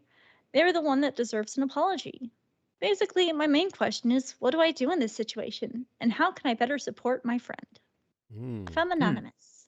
This is a really interesting topic. This might I'll take us say, over the time. yeah, this definitely takes over the time. This is a complex Yeah, topic we're gonna have because to unpack this. yeah, exactly. It is dense and it needs some unpacking. There's a lot going on. As I mean, honestly, it connects well with every topic we've done so far. Both feelings, expressing those feelings, justifying them and not, as well as the last topic, as standing up for people and how to best address bullying and those things. So this has been great. This is a great set of topics we've had this time, but we are definitely going over, but that's fine. That's totally fine. I'm gonna give it to Joe and start it off. Yeah, if Just you start it guys off. in the chat are cool with us going over the time, I'm cool with it. So, Ryan's cool with it. I mean, look at that face. I'm not even in the chat. No, I am in the chat. So yeah, yeah, I'm cool with it. I'm cool with it. I have a Right wait. on. Hold on. I am cool with it. There we go. Perfect. Done. All right, good job. Thank you. Now I feel better. You're welcome. But anyway, yeah, I'm the let's. host today, so I'm the only opinion that matters. I'm just kidding. I'm just kidding. I'm just kidding. Awesome. Okay, go on. Cool. Well, this, yeah, like I was saying, this is a this is touchy. You have multiple people with feelings hurt. Okay. You have. Okay, let's take a look at the characters in this story. You have your gender fluid friend, who has a name and now wants to be called Daniel. Is this so they have more than two names? I'm guessing. Yes. Okay. Yes. Is that from what I was gathering?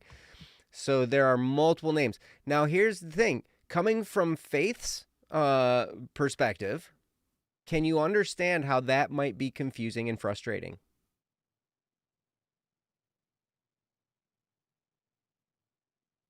It might be, right? So Faith, out of frustration, is doing this thing that is not nice. right? And so it's disrespectful to your friend who is going by Daniel. And so now we have a situation where two people are frustrated and angry at each other because of this situation. And now another person comes in and says to Daniel that they need to apologize to Faith, right? Honestly, I can see where that friend is coming from, because Faith, now I wasn't there, so I didn't see how disrespectful Faith was to Daniel, but I also didn't see, how all that altercation went and took place. So probably lots of apologies need to happen here, right? But there is a great point in here that said, yeah, Faith's feelings probably did get disregarded. Daniel's feelings got disregarded by Faith. So we have a whole bunch of people's feelings who have been disregarded. And so in order to make this right, everybody probably needs to apologize to each other. Because here's the thing. Yes, we need to be respectful of other people. I agree. I will try my hardest. If somebody wants to be called by a certain name, I will try my hardest to remember. And I will try my hardest to do that. I met a guy, this is before the trans movement really kind of took hold. But there was a guy who was trans and didn't even really try very hard. But he wanted to be called Sarah. And he wore women's clothing, and he had basically a goatee, right? So he still had, there were male attributes on his face, and he was wearing women's clothing, and he was wearing makeup, and he wanted to be called Sarah. We called him Sarah, right? Now, I don't know, this was before the whole pronouns thing was kind of happening. So calling him or her or they or whatever, that wasn't really a thing. We were just like, obviously, there's this massive facial hair and stubble, a deep voice. It's like, okay, yes, but we called him Sarah. And I'll try to be respectful. If somebody wants to be called whatever it is they want to be called, I will do my best to do that. But I can also understand Faith's frustration if the name is changing like on a daily basis, because you said in the topic, the previous day they were going by Daniel. Today they were going by Daniel. But if there seems to be this habit of changing, that can be really frustrating. And that can be hard. And even if I try my best, I might still mess it up. Now, I probably wouldn't, try and be snide about it. It sounds like, so what was the statement? Oh, they proceeded to misgender them by saying, "I love you, girl," and this made them very upset. Now, see, so maybe there's that level of insensitivity, and maybe Faith did that out of frustration. So kind of taking a jab at Daniel for that. And so what we have here is it's just breaking down on all sides. Okay? And probably everybody bears a little bit of responsibility to apologize to the other person and to the other people involved. Okay?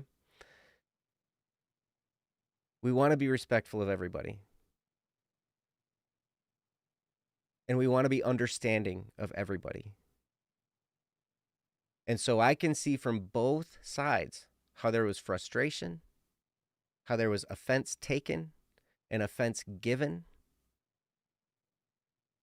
And there's a conflict here, and to resolve it means both sides respecting each other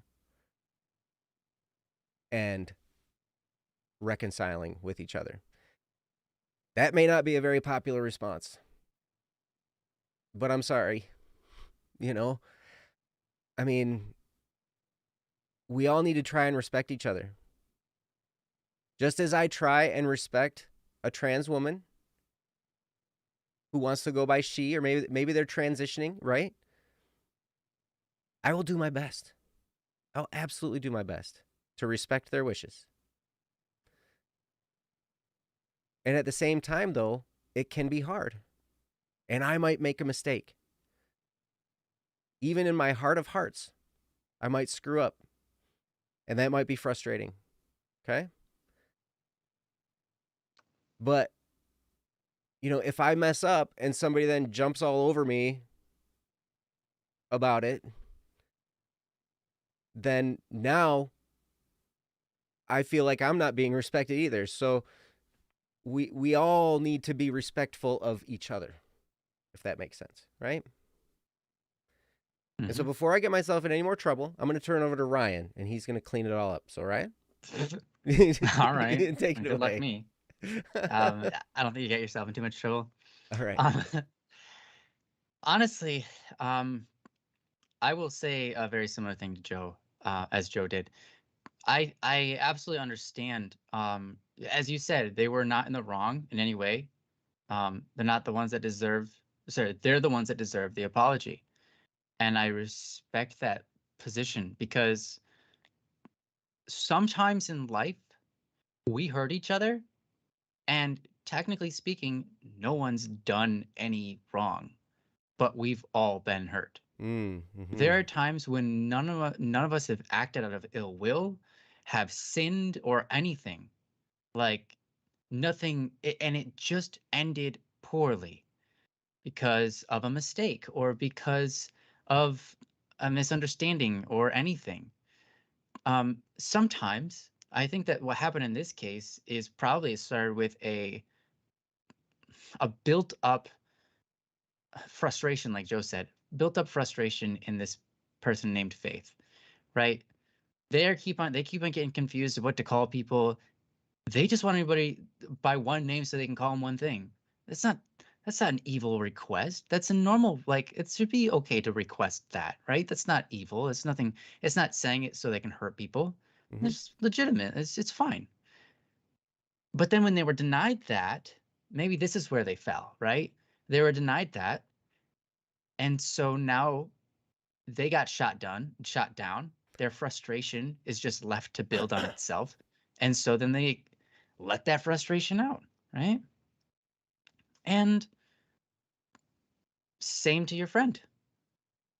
You know, your friend had no ill will whatsoever. They didn't do anything wrong. You know, they have a situation where they're, as you call it, an alter, right? You have two or multiple, and maybe more than two, basically names or personalities that you have. And it's a hard life to live because you have to juggle that, right? No one would request to live that way, but that's their situation. So if that's their situation in life, I'm sure they're frustrated with themselves, right? And they're frustrated with the world around them because the world is hard to live in. The world is hard to live in. It's hard enough for people who have like no gender or personality problems. Well, that's not technically true for anybody because everyone has problems with their physical being. Everyone has problems with their, personality. We all have to learn to be better people and things like that. But even regardless of all of that, this person has extra on top of it, right? So it's hard. It's frustrating. They're allowed to be frustrated with that. And then so this other person comes along and they are not making it easier. And they're proposing an idea that makes it harder for them. Something that's against what they want, right? Maybe it doesn't necessarily make it harder. Maybe it does, but it is whatever it is. It's against their own will. So now this person's coming up with an idea, and now Daniel hasn't done anything wrong, but at the same time, they're going to be frustrated, and it's just difficult because when you have a problem like this, it creates problems for other people. We all create problems for other people, even when we don't have these kinds of problems. So when you have this kind of problem, it's even more problems on top of it for other people around you, right? And so those people have to be really gentle and accepting and patient ultimately of this other person. Isn't that true? When you come in contact with anybody with any extraordinary problem, be it a physical disconfiguration or a mental problem of any sort. For example, I have a really weird problem. It's like, I don't even know the percentage. It's so low. My nerves in my brain reroute coldness to pain. So I don't feel things like other people feel when it comes to cold. I just feel pain. I open the refrigerator, if I touch anything, or even just open the refrigerator sometimes, my pain sensors go on and say, hey, you're being attacked. And apparently other people don't experience that, which is bewildering to me. I've never felt anything different than that, so I don't know what other people feel. Anyways, now other people in the world have to, or they don't have to, but they can choose to cater to my pain. They can say, okay, let's heat up the house because Ryan is living here for a while. They can say, oh, hey, Ryan, here's like a electric blanket as a gift. That's really sweet of them, right? But they went out of their way to get it for me because of my problem, right? And so my problem, like, because I like it warm, more warm than other people, if I'm to be satisfied, it makes other people in the room sweat and feel discomfort. Especially me. Yeah. And if they, because and I'm if the they want to feel opposite. comfortable, yeah, and you're the opposite. And if I want to feel, or if I want them to feel comfort, I have to allow myself discomfort. Okay, because that's just true. That is actually just true. If I want other people to be comfortable, I have to allow myself discomfort. I can't have both. But that to me is beautiful because that is what love is. Love is the desire to want the best for another and being willing to do that for them. To be willing to give up comfort for another person, it's love. That's so loving. That's so kind. Now, both of these people in the story, neither of them were willing to give up any bit. And that's why there's a conflict. If both of them, if even one of them chose to allow the other person to have it their way, the conflict wouldn't have happened. Now, one might say, well, that's unjustified. Daniel shouldn't have to make that change for that person. Well, of course they don't have to. That's the point. They don't have to. And it's not injustice if they choose it out of love. Same thing for Faith. Faith made that request. It was not probably out of ill will. It might have been out of frustration, but it was not likely out of ill will. Or maybe it was. Maybe it was out of ill will. Maybe they brought that attention because they were so frustrated and they just want to call it to mind and they have their opinion and they want it to be heard. I've been there before. But you know what? After saying it, they could have very easily swallowed their pride, swallowed their opinion, and say, I will let them have it their way. Rather than fighting and saying, I must have it my way. I got my opinion out, and that's all I care about. I am frustrated about this, but I got to say it. And so, you know what? I'm going to let this person have their way, and I'm going to make that choice. When you decide to make that choice, what happens is you are actually freed. Because what happens is you say, now I'm the one making the call. I'm the one making the call to be the one to be the giver. That is the giver. And I'm going to let them have their way. And I've made that choice and I'm sticking with it. Now suddenly you feel empowered. Now suddenly you feel like lovely because you have loved, right? So that takes a great amount of strength. I think that what Joe is saying is probably the best move for everyone to apologize to everyone, right? That would be the most equal trade. But if you don't have influence with Faith and you have influence with your friend, I'm not going to suggest that they should give up their, they have their problem. Their problem is their problem, right? Their issue of the alters. If you want to call it a problem, you could even call it instead of calling it a problem, you could actually just call it a trait for example, I can accept really hot temperatures better than other people. Mm-hmm. But it's because I have this weird neurological pathing issue. So technically, it's a trait, not always a problem. Sometimes it's a good thing, right? Mm-hmm. So in some scenarios, you don't have to call it a problem, but this trait, I have to give up my traits sometimes to allow other people to not suffer. And so, what's the best thing to do to support your friend? I wouldn't say that you should recommend them to let Faith have her way, but I would say one of the best things you could have them do for you is to forgive this person, and on top of forgiveness, apologize that it is the way it is, and that they mean no harm, and they're sorry that what happened to this person. Because if you want healing, a lot of times healing doesn't come. Like, if you want healing for yourself, healing doesn't come when someone comes to you and apologizes. If Faith comes and apologizes to Daniel, that doesn't heal Daniel. That heals Faith. Mm-hmm. It might make Daniel feel better. That's an emotion, right? But it doesn't change Faith's inside. It doesn't heal them. They need to forgive to heal, right? And that is an act of will, right? For someone to come and say sorry to you, you've done no part in that. They've chosen to do that, and you've received it, and it might make you feel good because feelings are a response. But to actually have healing for your soul and your mind and your body, it takes an act of self-conscious work. You have to do something for healing. And that is a lot of times forgiveness. And what is forgiveness?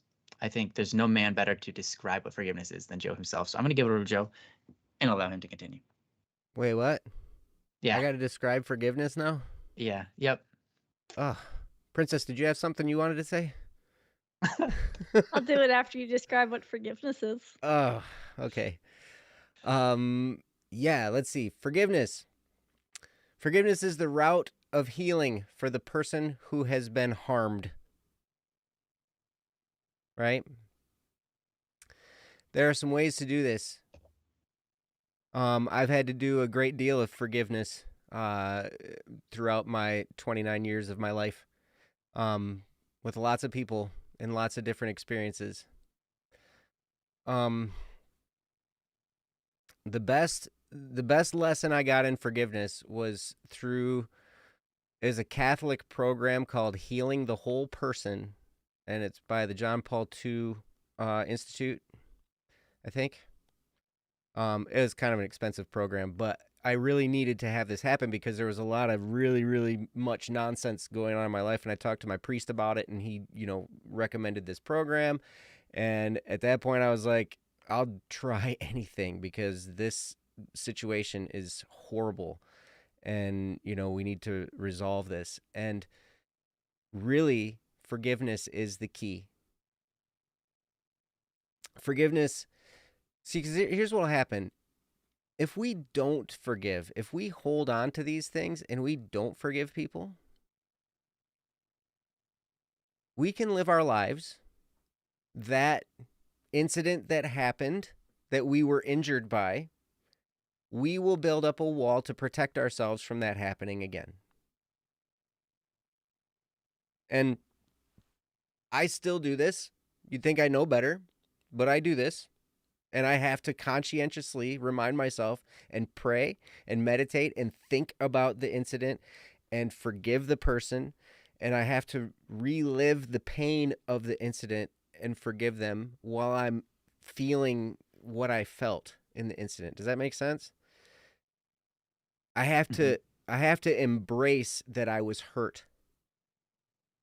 And I think it's important to say here that forgiveness is not saying that the other person didn't wrong you. Right. Forgiveness is acknowledging the hurt and the pain Yes. and that you were wronged.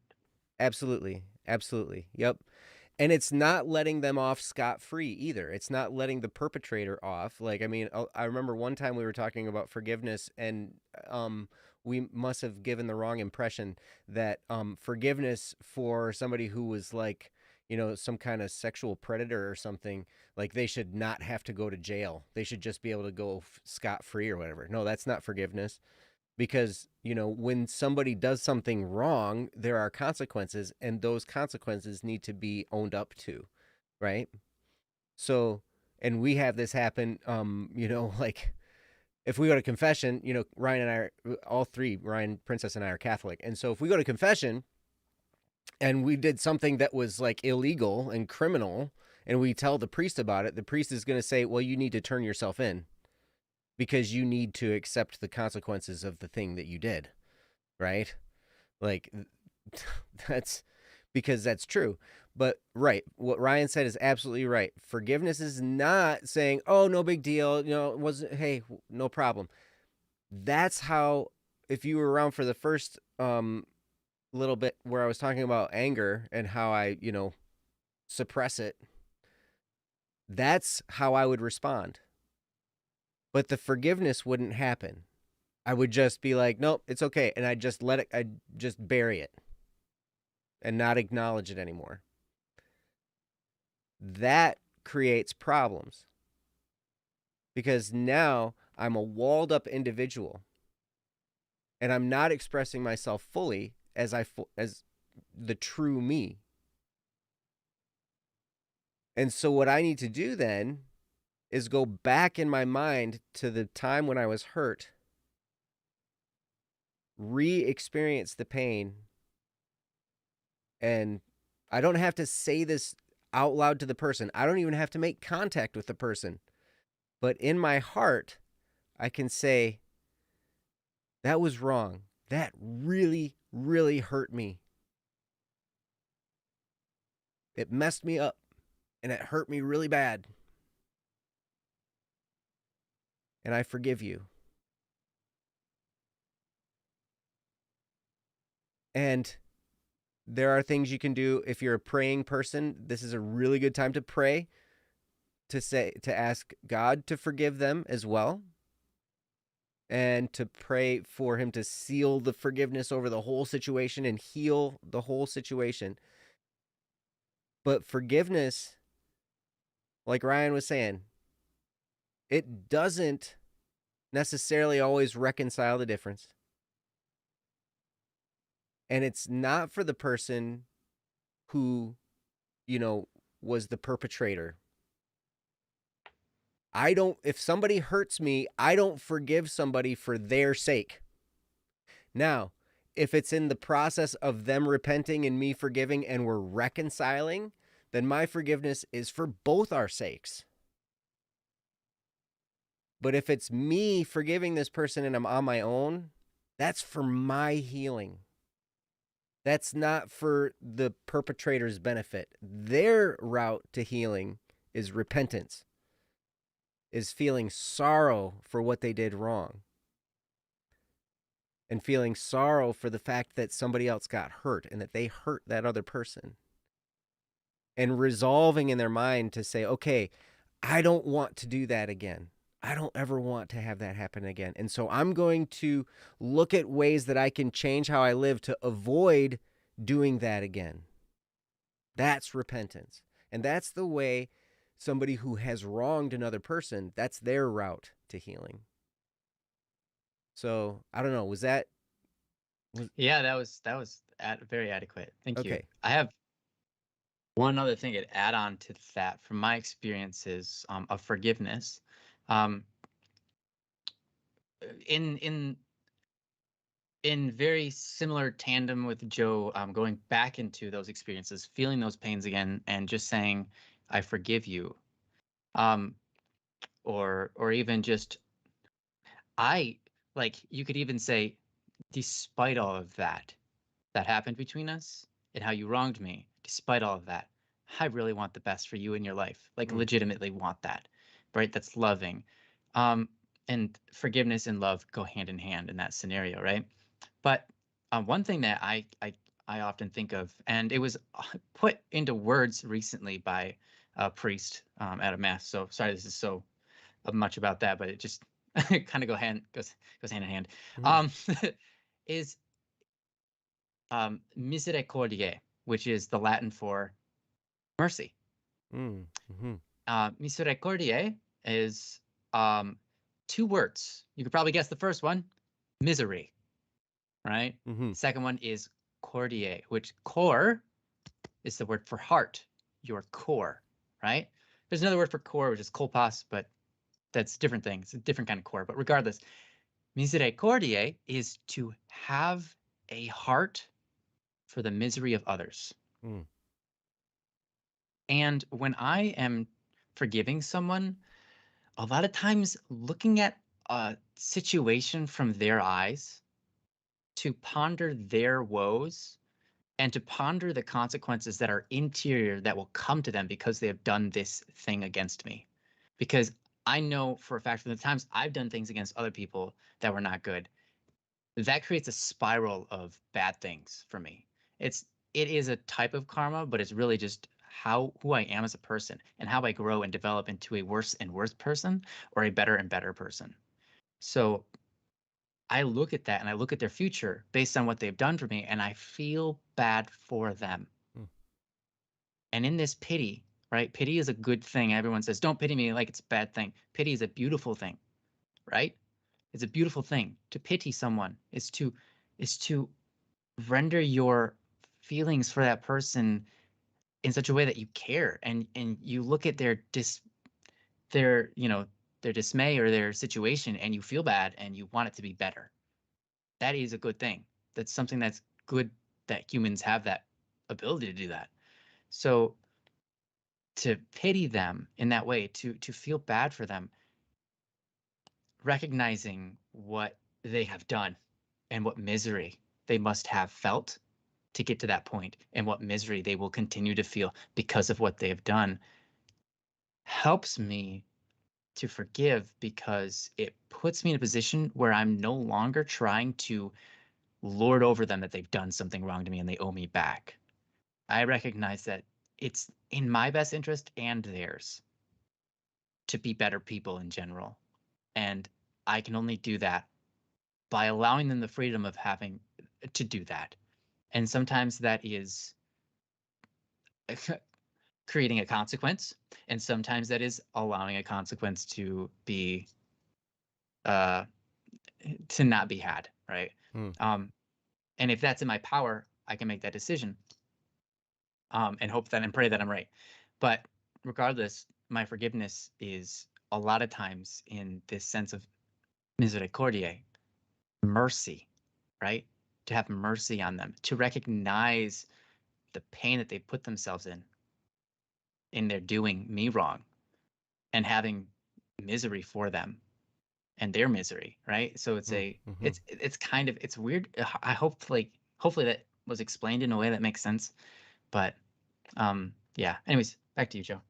Yeah, I think Princess said she had some stuff she wanted to talk about, right, Princess? I'd love to piggyback off this because Yeah. both of you have said amazing, wonderful things. And again, I would like you to, do what they say. I just have a certain kind of perspective I want to add into this, especially for those who might struggle with empathy. But one thing I want to say is, there are times where you haven't done something necessarily wrong, but sometimes your actions still have hurt another. And for me, I find that I tend to see that as I was being mean or rude to them. And sometimes it happens, There's been times where someone has, they didn't realize it, but they were saying things in a mocking or sarcastic tone that hurt me. And so I mentioned that, and eventually that came to hurt them. And it came into a thing of, when it came time for me to try and move forward, I needed to both atone for what I did, which was I wasn't the kindest to them. I could have been more understanding. I might have said something mean or rude to them, and I have to own up to what I did in my part of the conflict or conversation, which may or may not have happened. Again, I wasn't there. I don't know. But sometimes I've experienced that where I have to do both an atonement for what I've done and also a forgiveness for what they have done because maybe Absolutely. they didn't get it. From what I read of this, I can see from the perspective of Daniel. If I put myself in Daniel's shoes, I can be like, oh, well, my name is important to me. So are my pronouns. That's part of who I am. And that's really important to me. It matters a lot. So it matters a lot that others know that and know what to call me, because that matters to me and it's important. So I want to make sure that they know that, hey, today my name's Daniel and I go by he, him, for instance. I don't know what your friend goes by, but I can imagine that, right? And I can imagine living in that and having to kind of say that a lot. And then someone comes by and is like, well, I've known you as this other name. I'll throw out a name of Liam. Why don't I call you Liam? Neeson? Or The Liam Neeson? Lisa, or and it's like, well, it's because this is part of who I am. This is part of what I'm expressing right now, and it can be really difficult when someone's just like, well, but I know you as Liam, so come on, Liam, and it's like, I've just told you, like, why aren't you hearing me? And especially from this, it sounds like the person was really into their side of it and they weren't listening, they didn't allow them to explain or to try and be like, hey, I get that maybe this is tough for you. I understand from living through this, it's tough. It's a tough thing to, have to figure out, where I am at as me, and so, understanding that can be hard, and then not being heard feels so hurtful. I'm like, this person doesn't get it, like, and they don't want to get it either. Why won't they listen to me? Why won't they understand that? And then they go to their friends, and then their friends come to me and are like, hey, you were being rude to our friend, you need to apologize. Like, why are you coming to me with this? Like, this is so wrong, and there's definitely that. And I want to say, because I also think I can understand a little bit of where Faith might be at. And again, I'm not Faith. I don't know where Faith, is, but there's different perspectives that can be had here too. So I want to preface with that because I can totally understand. And I have a lot of friends that, really care about that. And I care about caring about them. But I can also see from Faith's side, as someone who's on Don't Worry Wednesday, I, cover a lot of the topics. And there's a wonderful person who's given us lots of topics in the past that changed their names quite a bit, and totally fine. But, I would write the topic and I'd have their name and then their topic. And then when we get to the show, all of a sudden it would be a totally different name and sometimes a totally different topic. And I'd be like, so I'd have to scramble to like fix it and all that, because that's part of what I'm, trying to do. And I want to make sure I address them right. But some of that becomes a concern of like, oh my gosh, what do I call this person? Is it this? Is it that? If I approach them, am I going to get it wrong? Are they going to be like angry at me? Or I'm going to, it can be very disorienting. At some point you feel like, I shouldn't have to go through all this. Are you kidding me? I'm just trying to do my job. Like, and I have to do this? It's ridiculous. And I have to keep in mind like who they are and all of their history and all their past, so I can talk to them. But I have to keep that in line with all of their different names. And again, from that perspective of being that person of, it also might be that Faith is like, hey, names are very important to me. I want to get names right. Names are something I care about, And so having someone who keeps changing it can be like, why are they changing their name so much? The name should be important and it should stay the same, because that's what they're used to. That's what they experience, is that they have a name and people want to get that right. And they want to get that right. But it's hard when it seems like, well, this person they seem so flitty or, changing all the time on that. Like, how am I supposed to keep up with this? How am I supposed to interact with this? And it's possible there's other things going on with Faith too. Maybe it was a stressful day. Maybe it's been a stressful time. Maybe there was something in particular else going on underneath that doesn't have anything to do with your friend, but just because they're so anxious and nervous about this plus that they had their explosion moment of like, can you please keep your name the same for my sanity? But, and it's possible they didn't get it and they weren't in that mindset. But I also hear from the statement, I love you, girl, that it's possible that, again, in their own thought process, they think of this person a certain way, as by like this name and this pronoun, So they were trying to communicate with that person in that way of like, hey, I do care about you. I'm not trying to make your day upset or anything. It's just in my own head, I really am having such a hard time with this. Like, I'm not trying to disrespect you, I think is what they were trying to put out there. Now, I'm not them, wasn't there for any of the conversations, so I can't say that for sure. But I can see in that there's a chance that they didn't intend any harm, and they may not have even intended to hurt them by misgendering them. They might have been trying to connect with them, like, hey, like, I care about you on some level. I don't know what their relationship was before that or anything, but they might have been trying to care, but because of how they went about doing it, how they said it, the way they approached, that it instead of bringing closer together, it pushed them further apart. Mm. Mm-hmm. There's many ways people communicate with each other. I know, like, sometimes I have to phrase things differently. I have some friends that really like, hey, how's it going? How you doing? And they really receptive to that. And some people, they're like, they don't really like that question. They prefer other things. I have, all sorts of different ways that I have to communicate with different people because of just the way that their brains are wired, and ways that they communicate with me because of the way my brain's wired. So it might also be in some levels of that, of this is how she understands and interprets the world, and that's how your friend understands and interprets the world. And because there's a mismatch and there's underlying things of, confusion, that it isn't going together in the same way. And that's why I really liked what Brian had said earlier about, approaching it with an apology of like, hey, I didn't really intend to hurt you, and maybe I'm sorry for my part of it, but this is part of my identity, and so I'm not going to give that up. I think he had a much better way of saying it, so I would go back in the video, because thankfully you can do that. But part of it is understanding that both parties have a perspective, and they might both think that they're right, and they might both have truths to their things. It might be that Daniel has more of the truth than her, but at the end of the day, it doesn't matter. Again, it's about understanding where they're at mind frame wise. Faith might not understand that there was a problem and only sees her half of it because she's wrapped up in her experience of life, just like how Daniel might be wrapped up in their experience of life. Maybe less so, but it's hard because you can't force someone into communication. Like the phrase, you can bring a horse to water, but you can't make it drink. You aren't the other person. You don't control their actions. You don't make choices for them. They will make their choices. Or, if you do force them into a choice, they tends not to go very well because people like having that choice. So all in all, to say, I can understand why you're mad.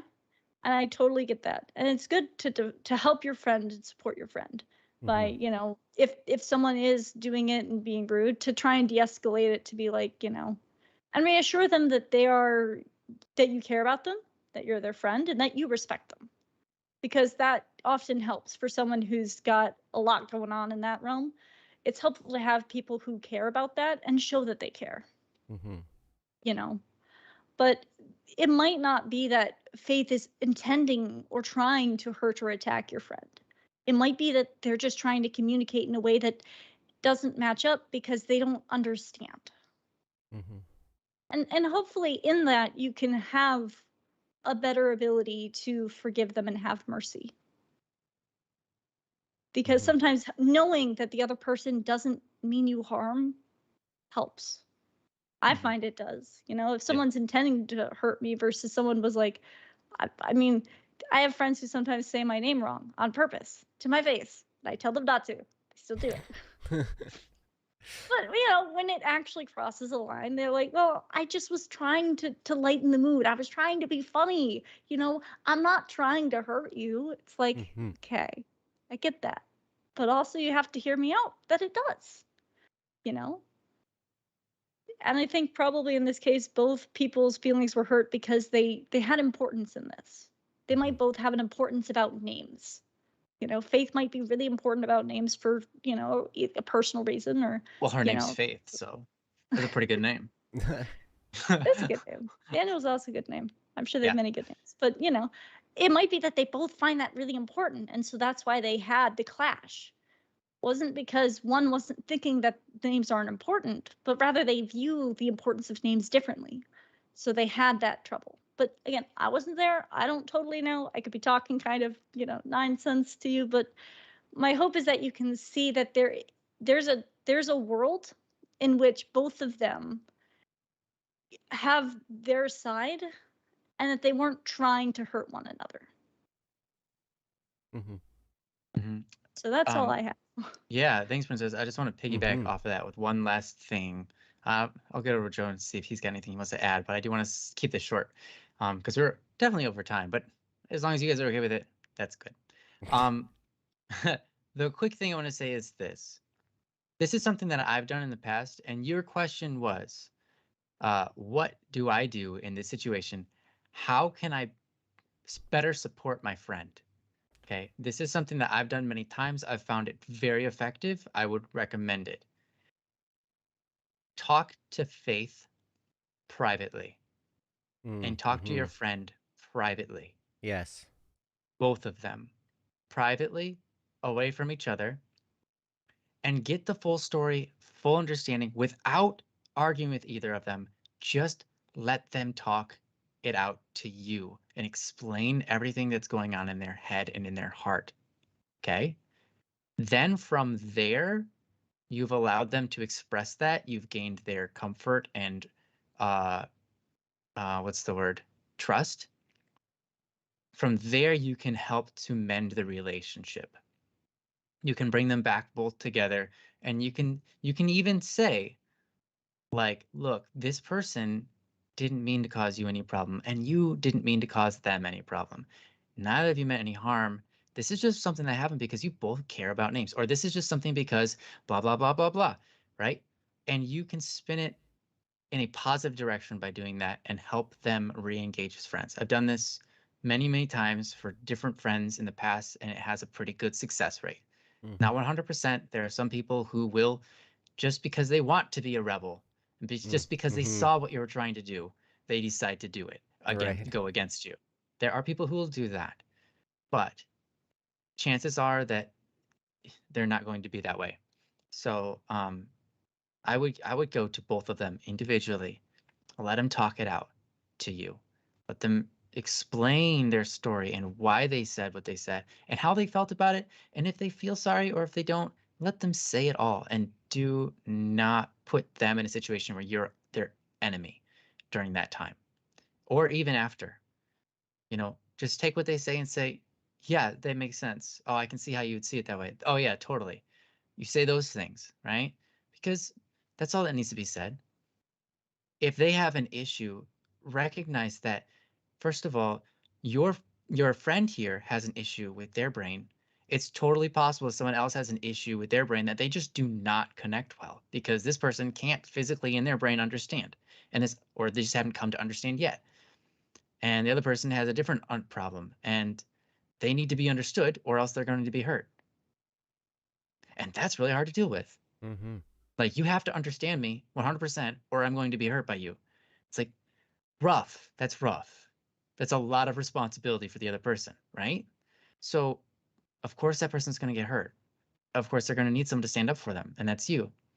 But at the same time, I think the best route, if you want to mend the social situation, is to go to both one-on-one, and then bring them together later after you've fully solved the puzzle for them so that you can help them solve the puzzle together.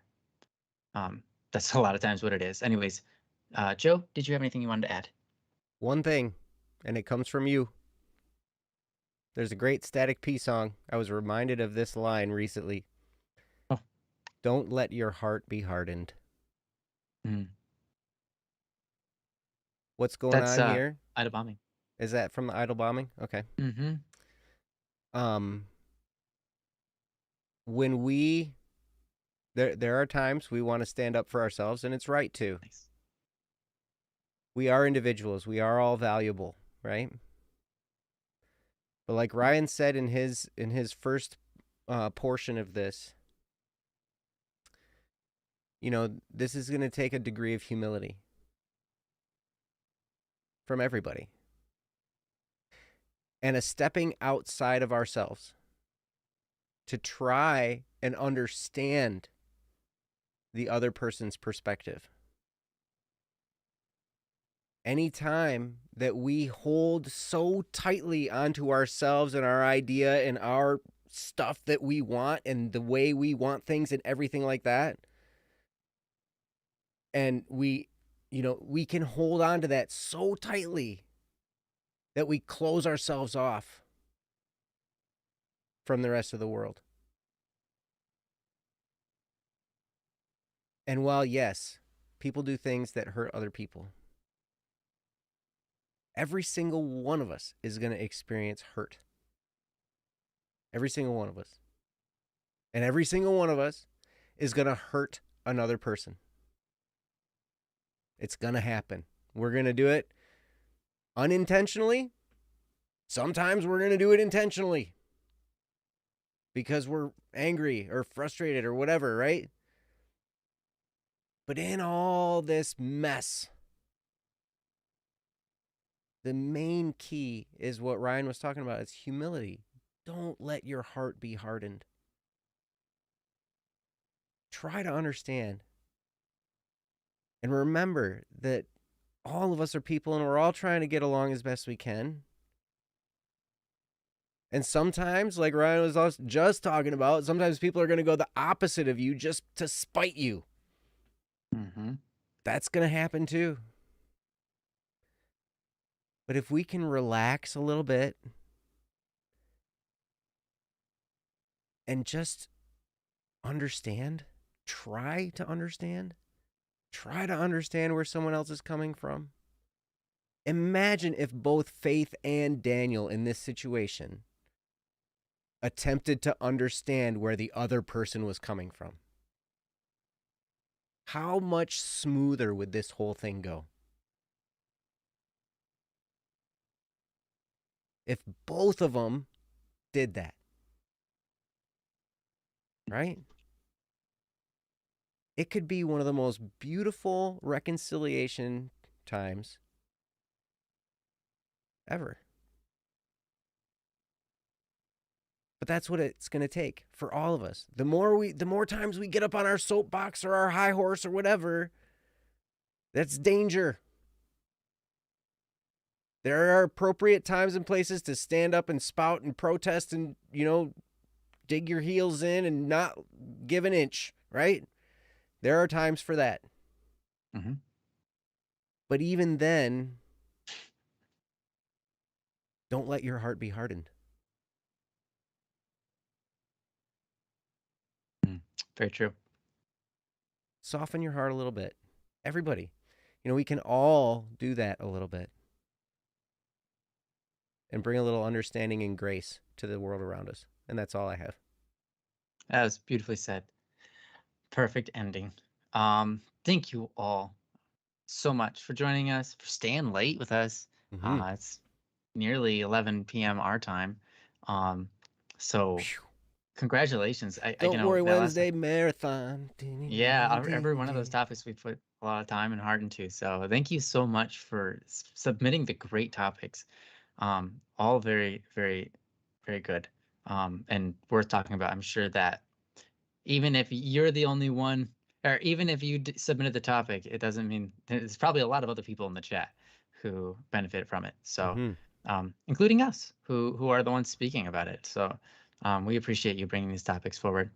We can always do with reminders, and how to relate to people and be kind to people better. But anyways, yeah, we love you guys. Thank you so much for sticking around, and we were really happy to just be here with you. So we love you all. Yeah. Thanks for stopping by. Yeah. We hope to see you next week on Don't Worry Wednesday, every Wednesday at whatever time we start. Right on. Yeah. Love you guys. Bye-bye. Peace.